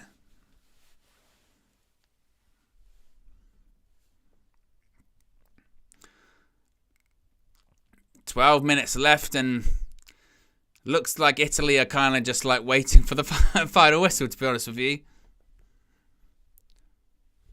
And they do have names forwards. You know, there's blue shirts. Everyone's in the Switzerland half, but it's just very flat, isn't it? Scamacca wins a foul from Cher.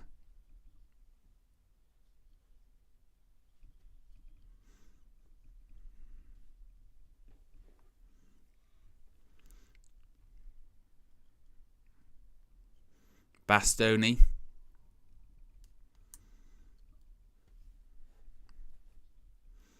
Scamacca gives the ball away. Here we go. Opportunity for Switzerland. Is he in behind? Pace. If he's got the pace. Bastoni just about clears up, does well. He was in trouble for a second there, but he managed to recover well. And to be honest, that's probably an indication as to how this game's going to go for the next 10 minutes, which is basically Italy will put every man they possibly can, or probably the entire team, bar Donnarumma, into the Switzerland half, and then Switzerland will look to play on the counter-attack. That's what it will be.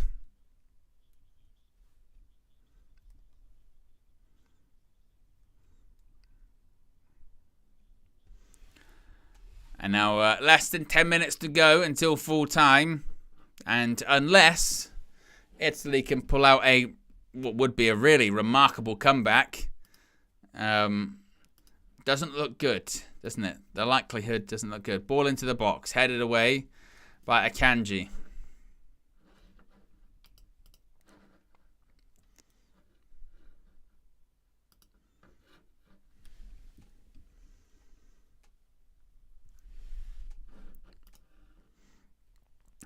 Made so many subs as well now, Italy. It's difficult to keep a track on who's on the pitch. Out to Cambiasso. And that's a good tackle by Sher. He might have hurt himself a little bit. He stayed down. Maybe it's just cramp on his one of his legs.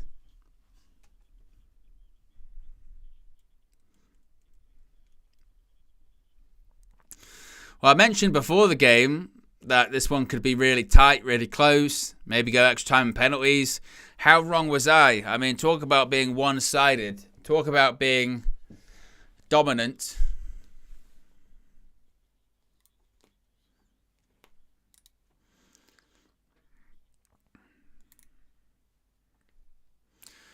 There you go. Bit of a stat there on commentary. Last Switzerland manager to beat Italy. Roy Hodgson. Yes, Roy. People forget with Roy Hodgson, like, in terms of an international managing career, he's managed in so many different countries and managed a couple of national teams. Like, his managerial career is pretty wild.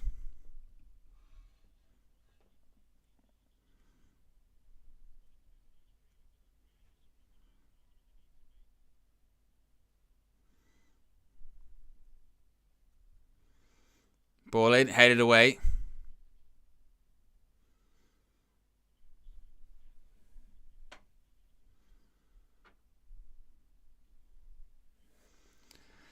And to be fair with Switzerland, oh, it's a great pass. Here they come in behind. Zuba for Switzerland. Not many red shirts surrounding him. Now they are. Here's Granit Xhaka. Oh, great pass in behind. Oh. I tell you what, he has the shot, and if he got his head up, he would have seen there would have been players arriving. But the pass from Granit Xhaka in behind is brilliant. He's got to be man of the match. He has been really good. Probably Xhaka and Vargas. Of course, Vargas now off the pitch, but Xhaka's still on it. And Akanji too. Akanji's playing up from the back's been very good.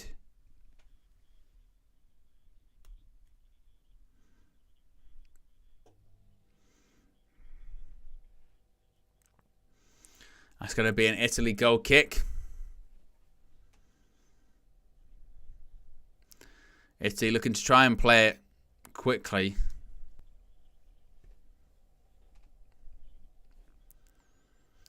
But this has been a very impressive performance by Switzerland. Very impressive. And as I mentioned, if England play how they've been playing, which has been quite slow, quite laborious, and Switzerland play like this, have a bit of a rude wake-up call. Bastoni goes long. Retegui headed it across. No one was there. No one's making forward runs as well. You do the long ball. There's the knockdown, and no one's making a run to try and pick up from the knockdown. I mean, what is the point? Chiesa, ball in, heads back to Kanye. Pellegrini, miles over the bar. We're about 5 minutes left. Probably not a huge amount of stoppage time, I would think. But a poor effort from a poor Italy team. And a poor performance, really. Jan Sommer to take this goal kick.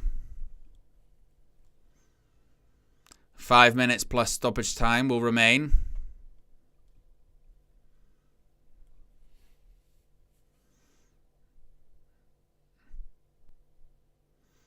Is that we're going to run out? Manages to keep it in, I think. But goes all the way back to Jan Sommer. Switzerland still very much in control. Out to Rodriguez. And then hooked away by Xhaka.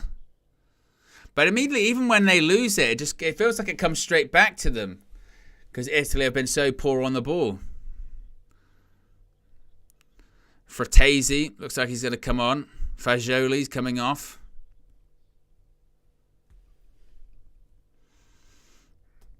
But again, you'd be looking at real miracle stuff right now for Italy. This would be real Italian job, wouldn't it? Ball in by Pellegrini. And Switzerland deal with it fairly easily.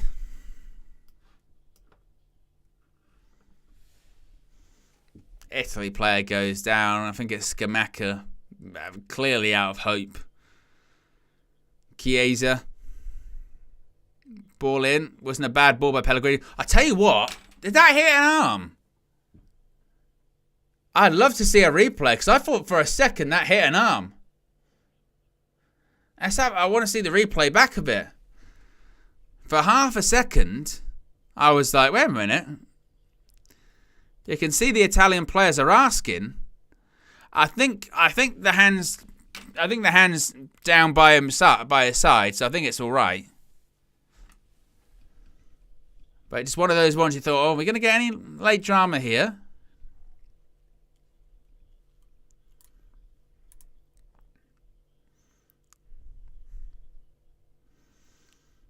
Headed by Rodriguez.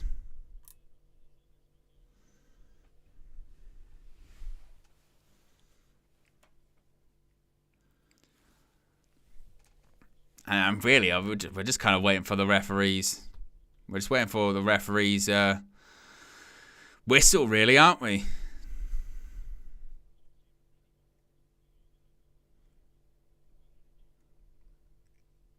Ball in from Cambiasso, but goes out for a Swiss throw-in. And of course, the reminder is that it will be England versus Slovakia to face the winners of this game, to face Switzerland. And good noise being made by the Swiss fans here, and they're right to. They're seeing a absolutely brilliant performance, and they're about to knock out the defending champions with ease. It's a foul by Pellegrini. Swiss player down.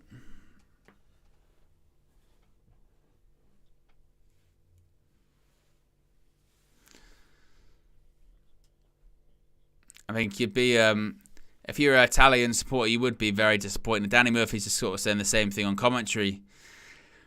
I tell you what, Italy have been a real letdown today, haven't they? Really, really flat. No real fight. No real grit. No real effort. Only reason towards the end of the game they started to come a little bit back into it, which is because Switzerland had to just be a little bit more defensive, protect what you got, a 2-0 lead. But they've been really, really poor. Again, really flat. No attacking threat whatsoever. No press. No aggression. And that's kind of thing you associate Italy teams with, wasn't it? It's a bit of fight, a bit of determination, a bit of aggression. Not even seen that. And here they come again, Switzerland.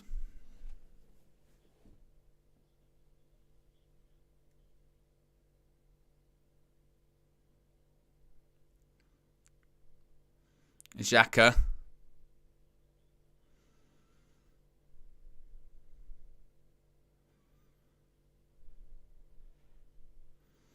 Here comes Chiesa. Again, even he's got his arms out. He's done all right for Italy today. Has been an outlet for him, but again, not really that much. But it shouldn't take away from what has been a really good performance from Switzerland.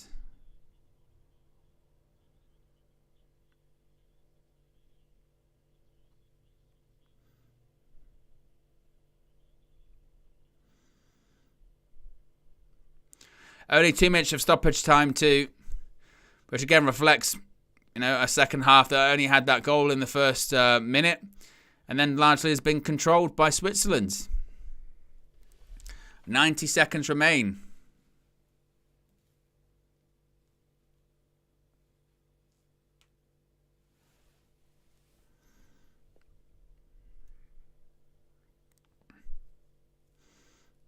Chiesa, is that going to cut for a throw-in? My word. A shot ends up for a throw. Again, really does sum them up. Very, very poor. One final substitution. Stefan's coming on for Arbischer.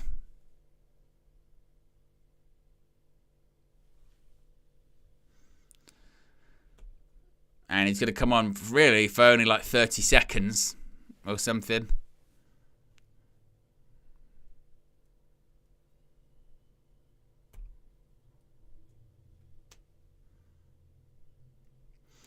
Swiss throw, 30 seconds remain. Is there time for one last attack, perhaps, for Switzerland? Is Xhaka still running? Again, Granit Xhaka would probably be my man of the match. Close between him and Vargas. But they've well deserved. And there you go. Game over.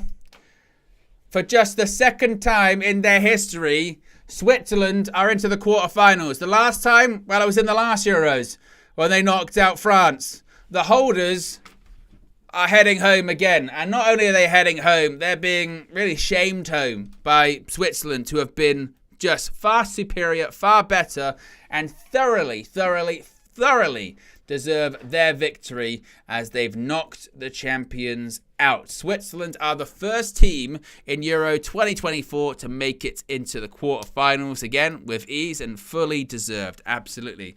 Big up to everyone tuning in. A reminder, I'll be back in just about an hour's time for Germany versus Denmark. Appreciate everyone that's tuned in. Smash a like on the like button. Be sure to subscribe. I'm out of there. Peace.